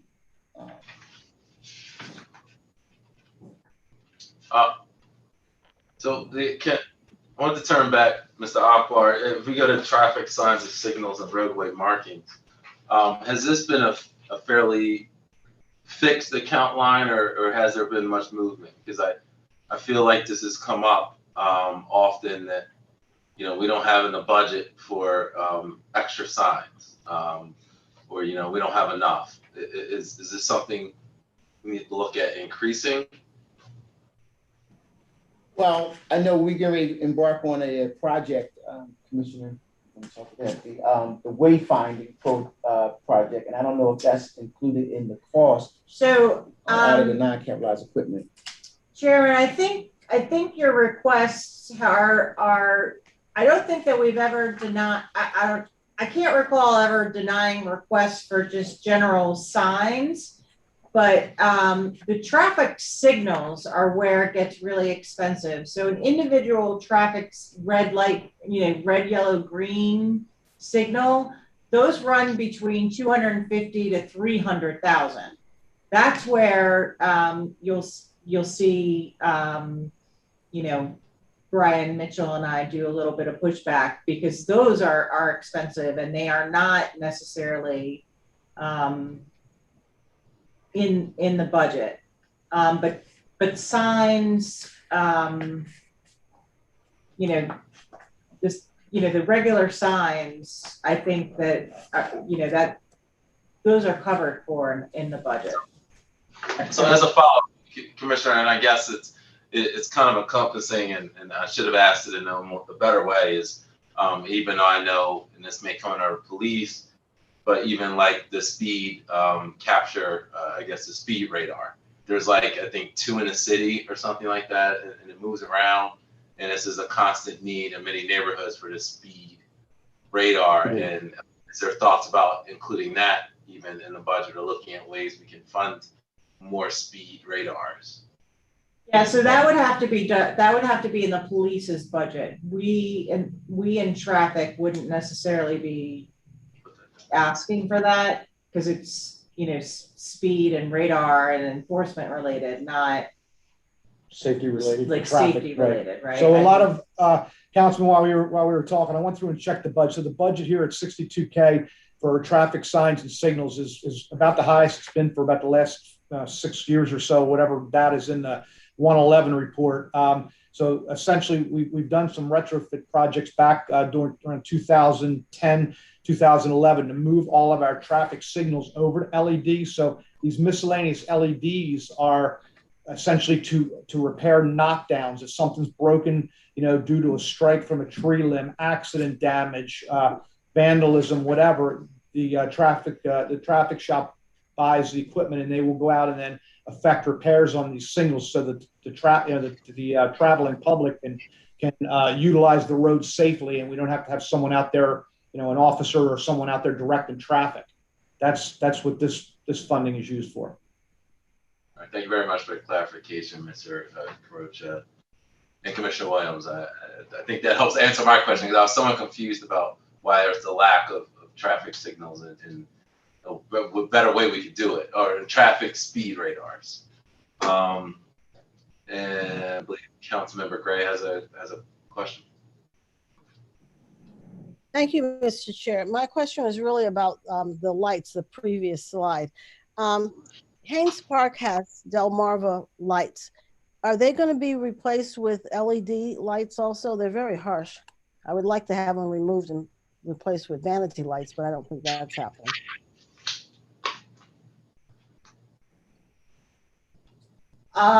So for the Delmarva project, they'll be doing an inventory, and I'll know better, you know, what exactly they'll be replacing, but they're not going to be replacing the actual poles. They're just replacing the, you know, the light fixture itself.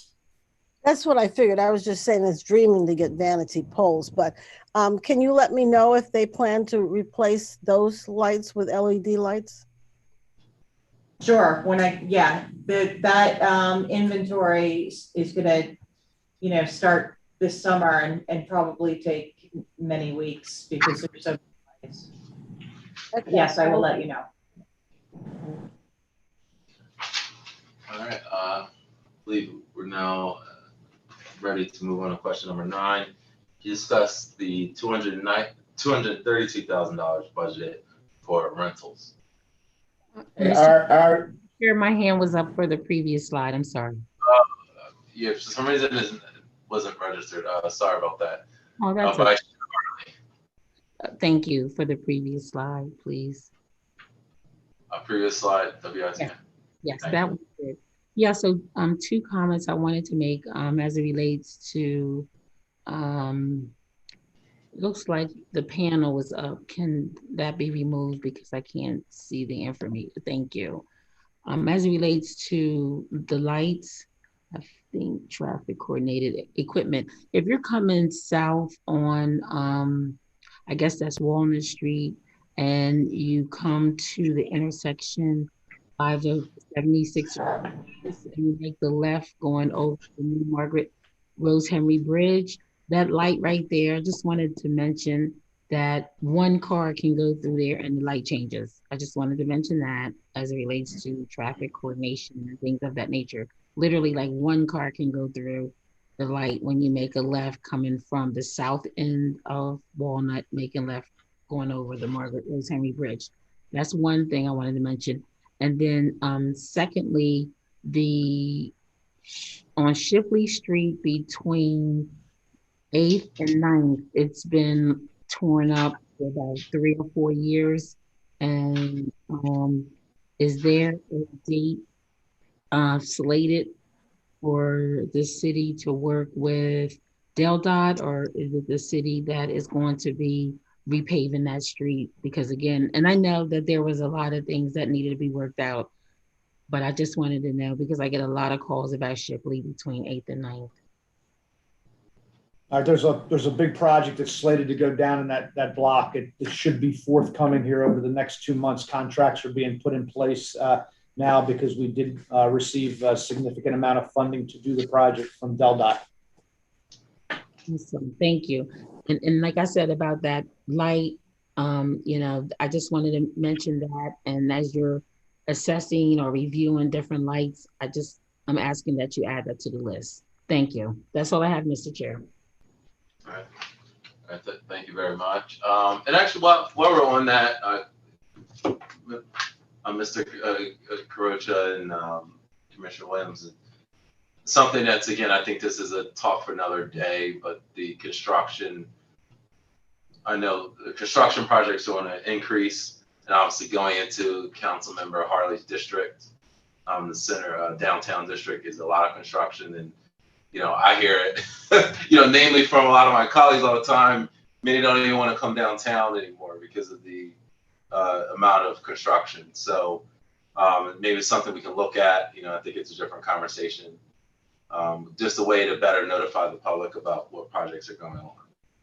Okay, so a lot of the work that's going down in the downtown area on 11th Street, 4th Street, 12th Street is all being performed by DelDOT. We're not really involved with those. I mean, we do put out a notification. Some of the folks on the council are on our 2-week look ahead. So we do get DelDOT schedules and send that out via email once a week with a 2-week look ahead schedule. But a lot of these were breakout projects that were being done in advance of the 95 viaduct project, which is ongoing right now. Some curb ramp work and other things were supposed to happen as part of that, and there were some delays. Those are the loose ends that you see that are being tidied up out there now. Things that couldn't get done, before the winter set in. There's also a weekly travel advisory that goes out every either Friday or Saturday, which has a link, and it is live, which means it is updated in real time. That comes from the mayor's office, but it comes through my department. Yeah, and I think, again, I don't want to take up the belabor the point. I just think a lot of folks in the public generally thinks it's the city, for the record, and it's that misconception. So it's more for, I wanted to set the record, at least to hear from Public Works directly that this is, you know, this is DelDOT projects, not city projects. And so, you know, we're not DelDOT the DelDOT and Delmarva are the two entities that are performing the most construction in the city. So yeah, and I always do it, you know, have them contact their state representative or state senator or DelDOT directly. But, you know, again, I appreciate that clarification. All right, so moving on to number 9. At this, can you discuss the amount budgeted for rental line? I sure can. So rentals, we have a total of 232K. Equipment rental, which is mechanical equipment for snow, which is 150K. Move to the next slide. Thank you. Municipal building maintenance equipment, which is $500. Parking fees, which is parking expenses at Colonial Parking in the city county building in the garage is 80K. Rentals such as the Arrow, sanitation for special events is 1.6K. And then we have Keen Gas, which is $400.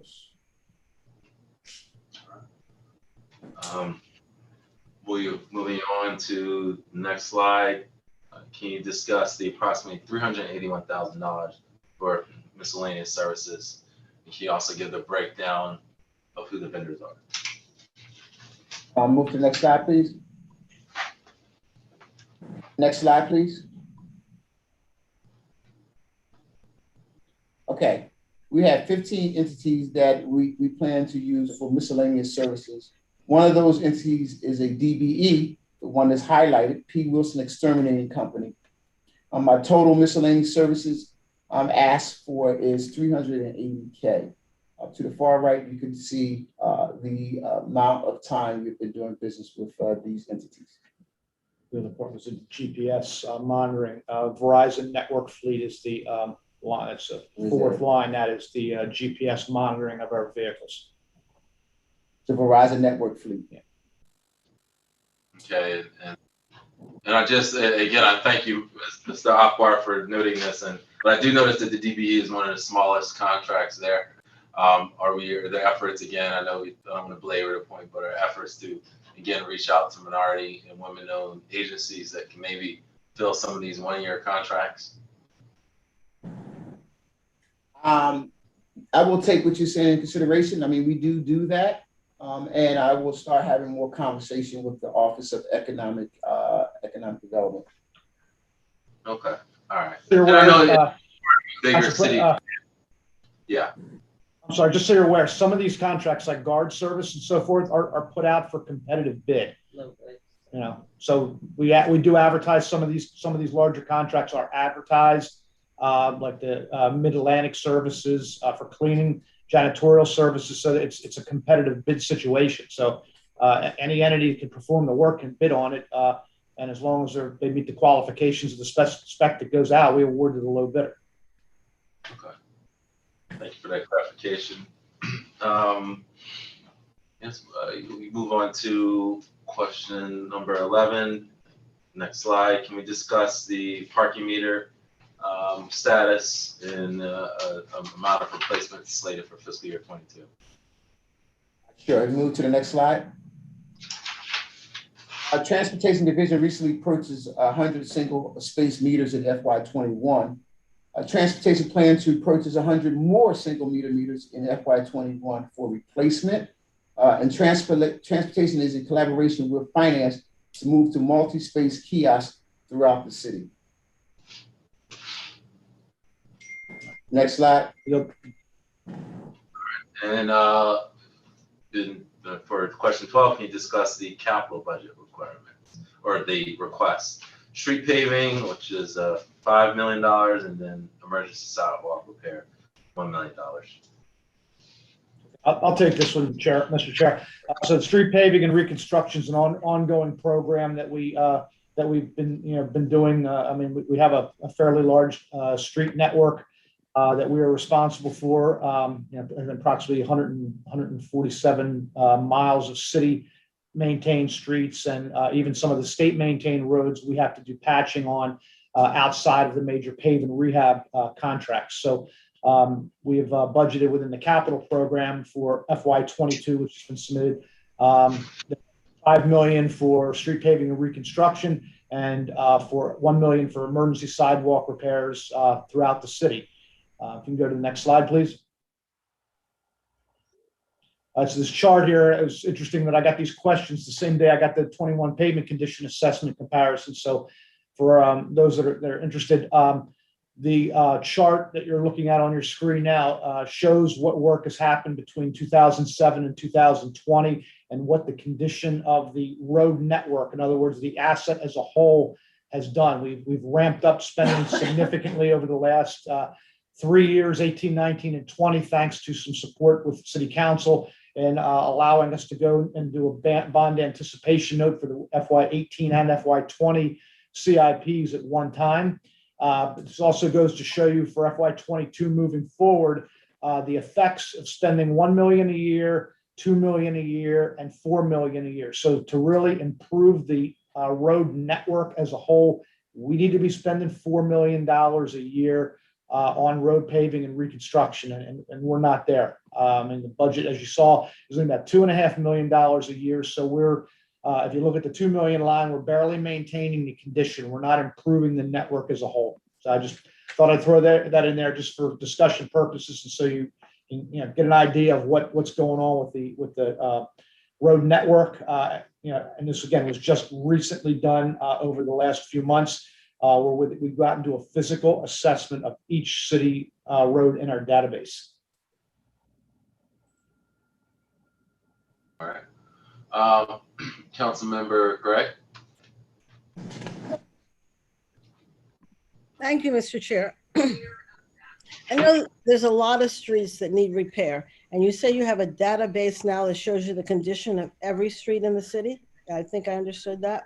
We've always had a database of streets. So what we do is every 2 years, in anticipation of the capital paving program, we do a pavement condition assessment. So the engineering firm that we use, they actually put inspectors out on the street. They walk each segment of street and they rank each segment. That information is then put into a data management program called Agile Assets, and it takes a look at the available funding, the condition assessment for each segment, and helps make decisions at a high level as to how to best spend the money that is allocated in order to get the best effect, or the most beneficial effect out of what is available.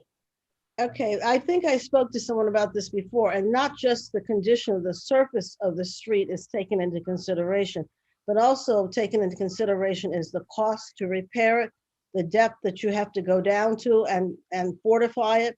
So it's not just how bad the surface is. Okay, so I've got that information before and I understand that. But I have a street that you barely can drive down. So what's the process for getting your street moved up on the priority list, because you really can't almost use it as a drivable street?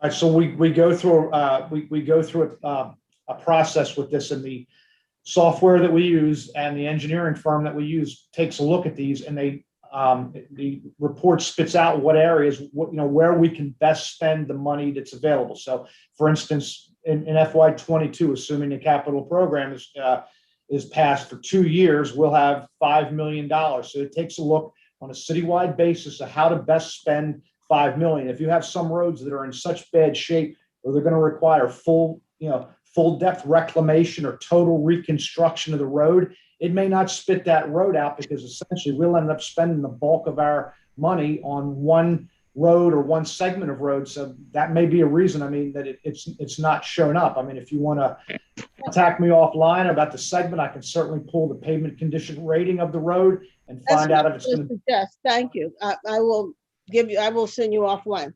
Who should I send it to? Vince Caroccia. Okay, thank you. I will send you the street, and then you can tell me whether it's on the list to be repaired or not. Thank you.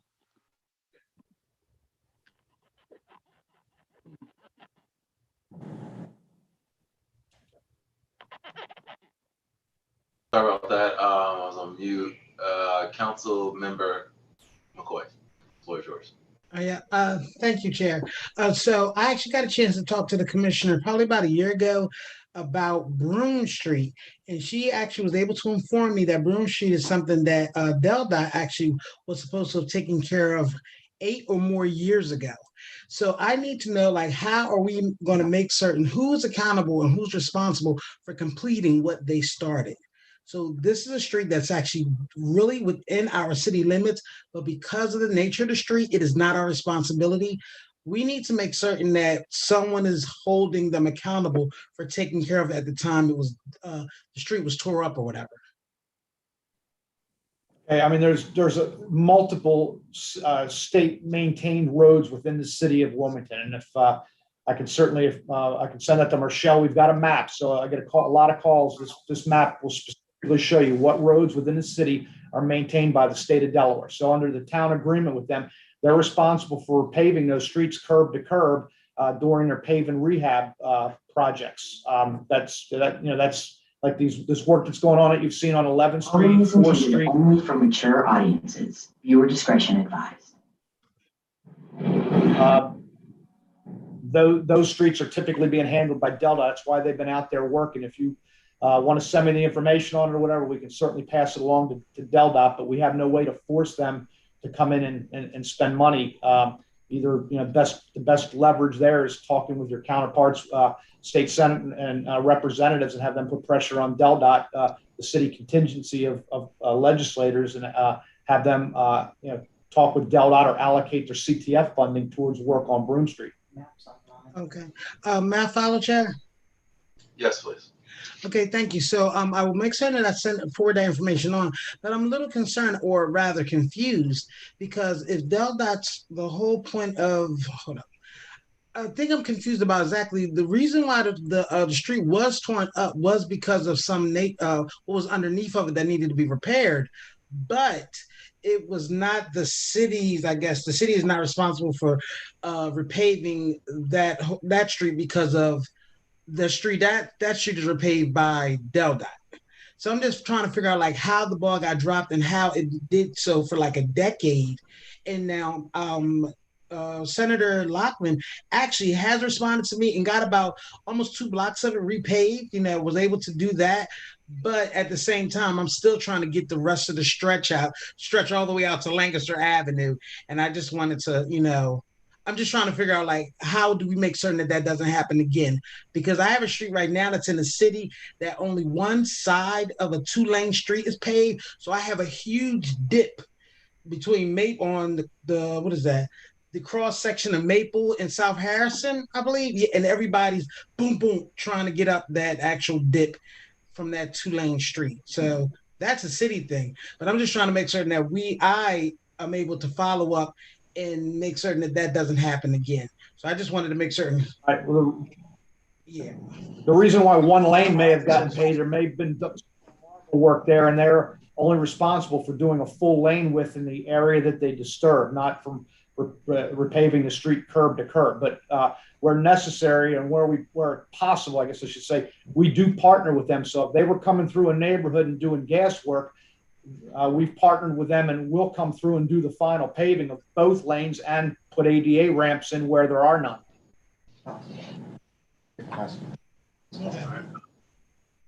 Councilmember Darby. Yes, I have a question in regards to pavement of alleyways, like the street part of the alleyways. Usually, how does that work? And do you guys do any alleyway pavement? All right, so in the code, there's a section on alleys. If it's a privately owned alley, it's the responsibility of the property owners that abut the alley. If it's city owned, then we would take care of it. Again, if funding is available to do it. Within the code, there is a provision that if all the homeowners, butters of an alley, wanted to repave the street, they put up, I believe it's 60% of the funding, and we'd have to enter into an agreement with them. And if funding is available, we would pay the 40% to do and then have the work executed. Can I follow up, please? Yes, please. Is there a list of city-owned alleyways? Like, how do you know how would I know, like, driving down the street, if it's a city-owned alleyway versus a privately owned alleyway? There are very few that are city-owned. Every time somebody calls and asks about it, I have to have somebody, our records coordinator and engineering, go and pull the deeds on it and check to find out who owns the property. There's not. It would probably be easier for me to get you a list of the ones the city owns, because all the other ones are private. There's very few that are city owned. Can I follow up, please? Yes, please. Yes. So I know in the code it says that 60, if it's privately owned, that you guys are willing to put up 40%. The owners will have to do 60. That is correct. Yes. Yeah. Like, so how, on average, how much would that even cost? Is that even realistic to, like, I'm thinking of like a regular average city working class family on a block, and then we ask them to put up 60% on the alleyway. I don't know. Is that realistic? We are right now. We've entered into about 3. We have not done a lot, but over the last year and a half or so, we have entered into about 3 different agreements with private community groups to pave. It's, again, you got to remember these alleys aren't owned by the city, and typically if we cause damage to it, we'll go in and fix it. but then we're not, like, we won't run our equipment through there anymore because we don't have enough money to pave the streets that the folks are actually driving on, let alone going out and doing all the alleys. We need to be spending considerably more than we have been, as the chart on the screen shows. Okay. Thank you for answering the questions. And this may be for you, Mr. Croce. With this new, again, we don't know if it's going to pass, but there's a new proposal from the White House for a $2 trillion infrastructure plan. Would that possibly trickle down to having an effect on the amount of paving that we can do locally? I would hope so. I mean, that would be up to the consultation with the administration, but we have talked about again, depending on what guidelines come along with available funding. We do a lot of big construction projects, and we would certainly be able to gear up fairly quickly to execute any should the administration give us get the funding and give us the go ahead. Okay, perfect. All right, now I'd like to move swiftly to the motor vehicle fund. There's a few items there. Let's try to just run through those. Move to the next slide. Question number 13. Can you discuss the line item for $3.7 million for motor vehicles and fleet replacement plan? Sure. So this is our fleet replacement plan. It's broken up on these two slides. Again, we have our folks down now that go through. We run a model. We have various parameters within our contracts on the age and mileage of how long we'll keep the vehicles. These are the vehicles that are due for replacement as part of the FY22 list. If you can go to the. And just for the information, Mr. Croce, there is and all council members have access to it. There's a list of the full list of city vehicles, right? There's a fleet inventory. It changes on a monthly basis. Okay. Yes. Perfect. So if you'll look at your the slide on the screen now, there were 4 vehicles for Parks Department that were approved by the Chief of Staff, and they are indicated on the bottom of the list. That was the other part of the question. Go to the next slide, please. The question also asked about proceeds received for auctioned vehicles. This does not do anything to reduce our cost. The revenue that comes in, which was $260K, goes back under the revenue lines of the budget when we auction the vehicles. That's the auctioning is handled by the procurement division of finance. All right. So an actual cost, have there been any cost savings due to the pandemic with a lot of these vehicles?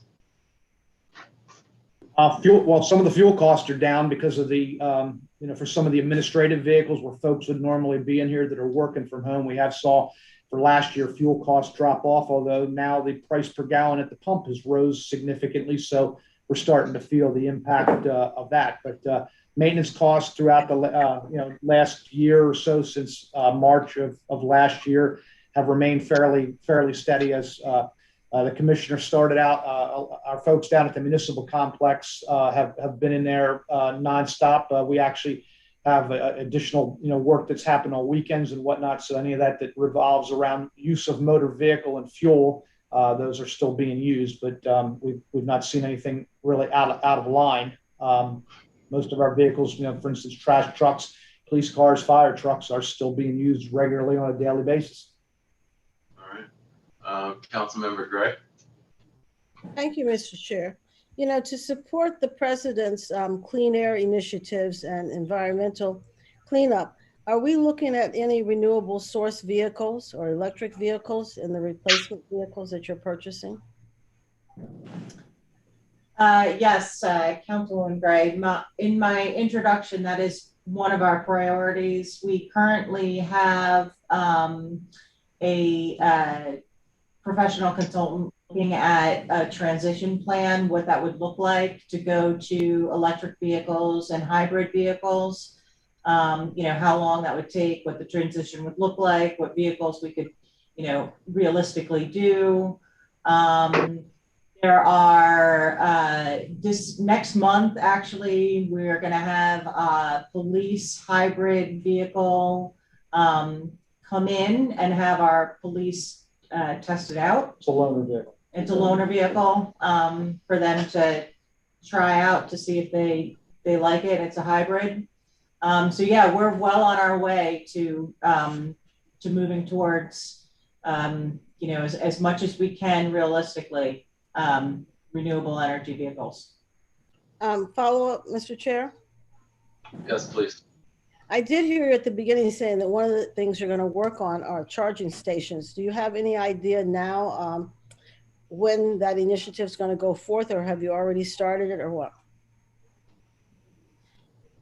So charging stations, that's a different animal. That's got to be a collaborative process with a number of different departments, not just my department. But for fleet purposes, if we get, you know, obviously we'll have to have charging stations for any electric vehicles that we purchase. Thank you. Okay. Then I would like to move into just to go to the fleet maintenance. Is there anything you want to touch on there? It's just a multi-year agreement, increases our contractual, the amount that it went up. The other items that make up that line are our AIM Fuel Master system. There's maintenance agreement. There's also a move that we're doing this current next fiscal year for FY2022 to move to the cloud-based data management instead of storing that data on site. Updating VDM modules on vehicles to work with that system. And there's Syntec charges for reading the fuel modules to get that data into the new cloud-based system. Now moving on to the next slide, can you discuss the $1 million budgeted for fuel? Next slide, please. Okay, so the fuel line's broken up between unleaded gasoline, 600K, and diesel fuel. The gallons are calculated based on how much we bought on the preceding 12-month period. It's important to note that the contracts that we have in place for gasoline, diesel fuel, they only lock in delivery charges. The price per gallon is fluctuates based on market conditions, and it can be different every day that we place an order. We're roughly 42 cents a gallon below retail because of the city's tax exempt status. You go to the next slide, please. And the question asked about the average price per gallon. So for the last 12 months, that was the price for small tank diesel, large tank diesel, and gasoline. Also asked about what we do to prevent, make sure that fuel is only utilized by city vehicles. So we do utilize this AIM Fuel Master system. And in order to dispense fuel into a vehicle, 2 requirements must be met. You have to have a city ID badge that's in the database, and the vehicle itself must have a VDM unit plugged into the ODB2 connector, which also must be in the database. If any one of those 2 things are missing, the fuel pump will not come on. All right. Now moving on to the next slide. Can you discuss the approximately $1 million budget for non-targeted repairs of city vehicles? This is a $163,000 increase over last fiscal year. That's broken down by a number of things. So the bulk of the line is for non-target repairs, which is $688K, and that is for on-warranty type items, accident damage, and anything else that's not covered as a targeted cost under our fleet maintenance contract.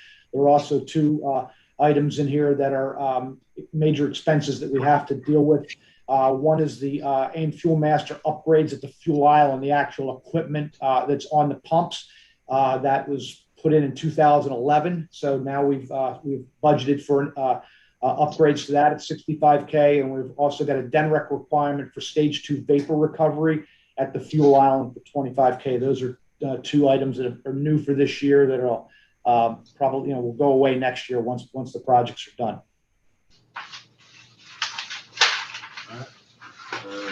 Moving on, can Can you discuss the planned use of $45,000 for consultant?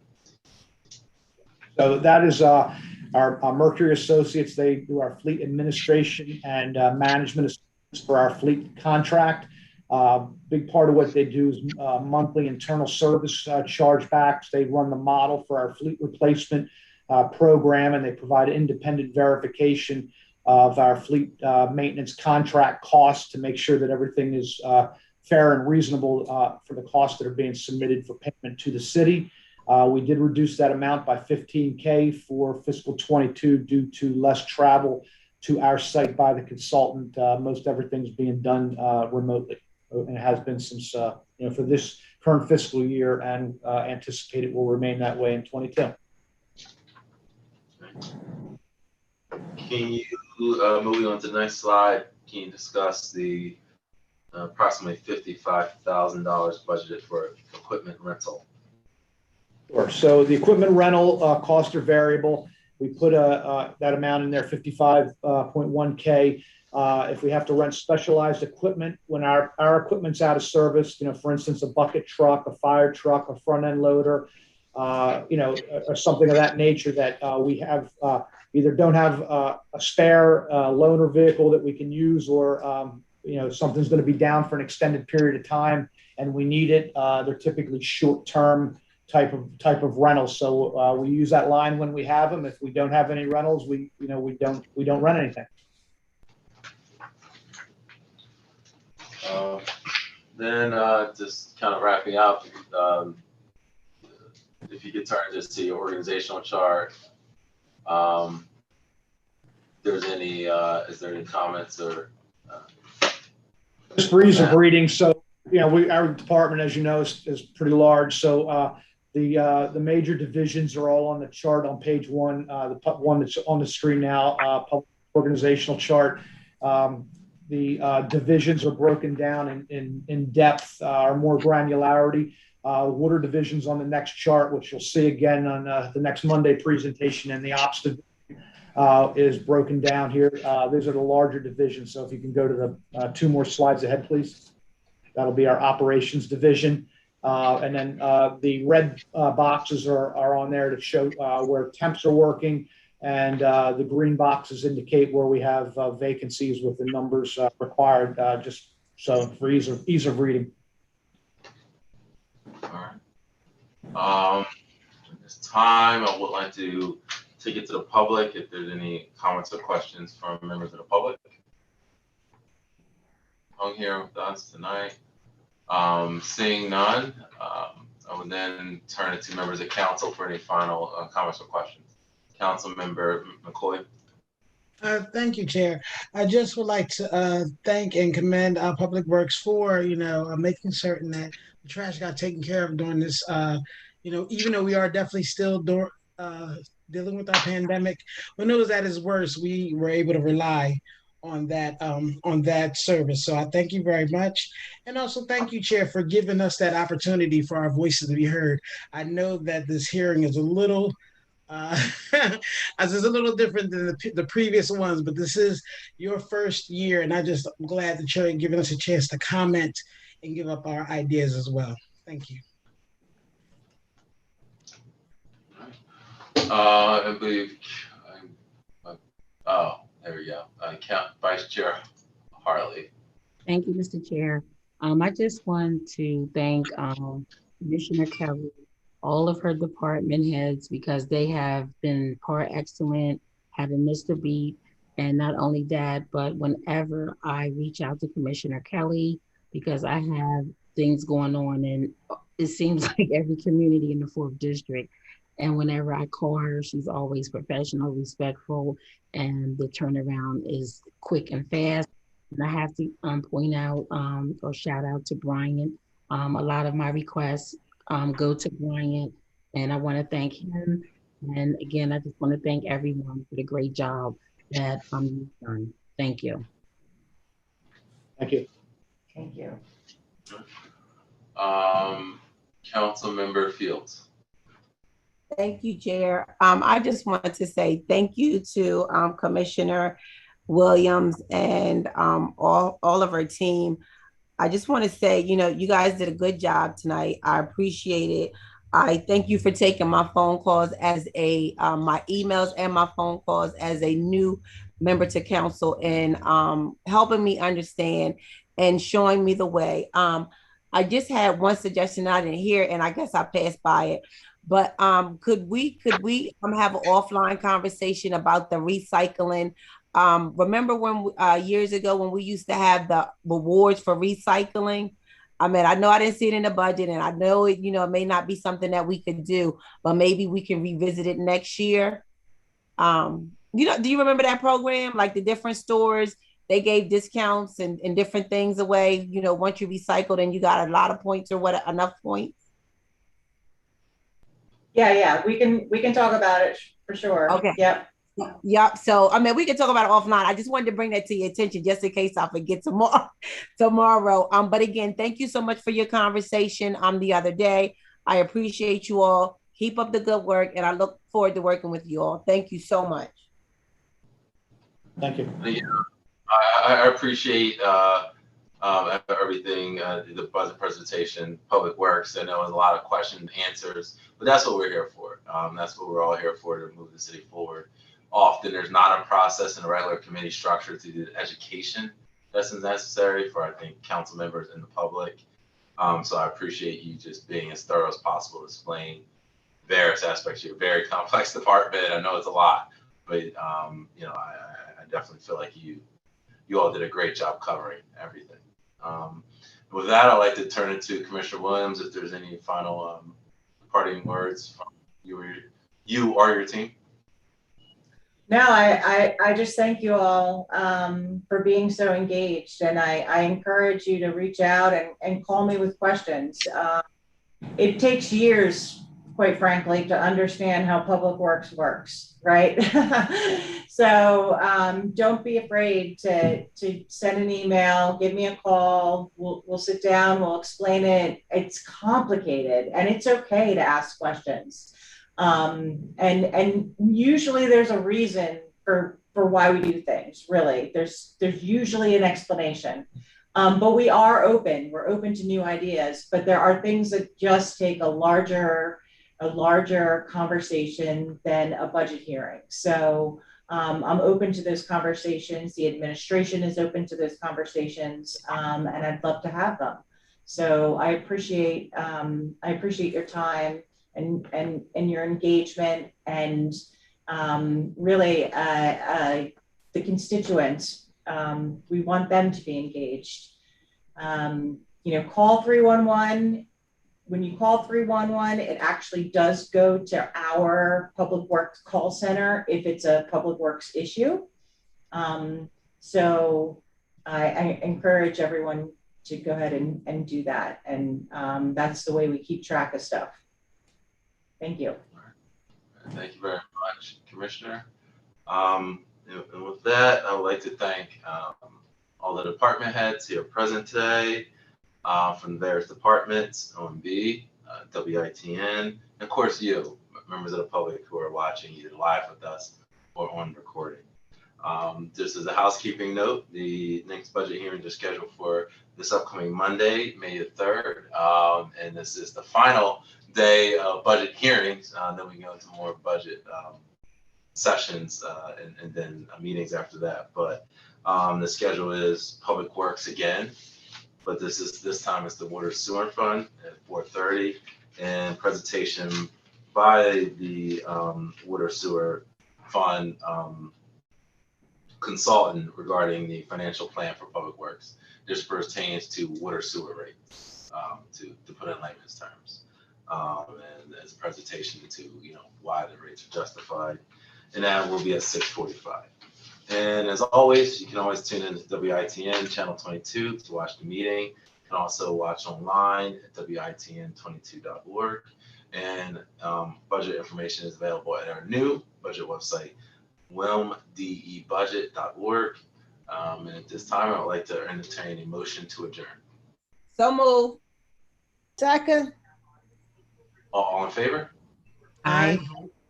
All right. Any opposed? All right. Well, this concludes the budget hearing.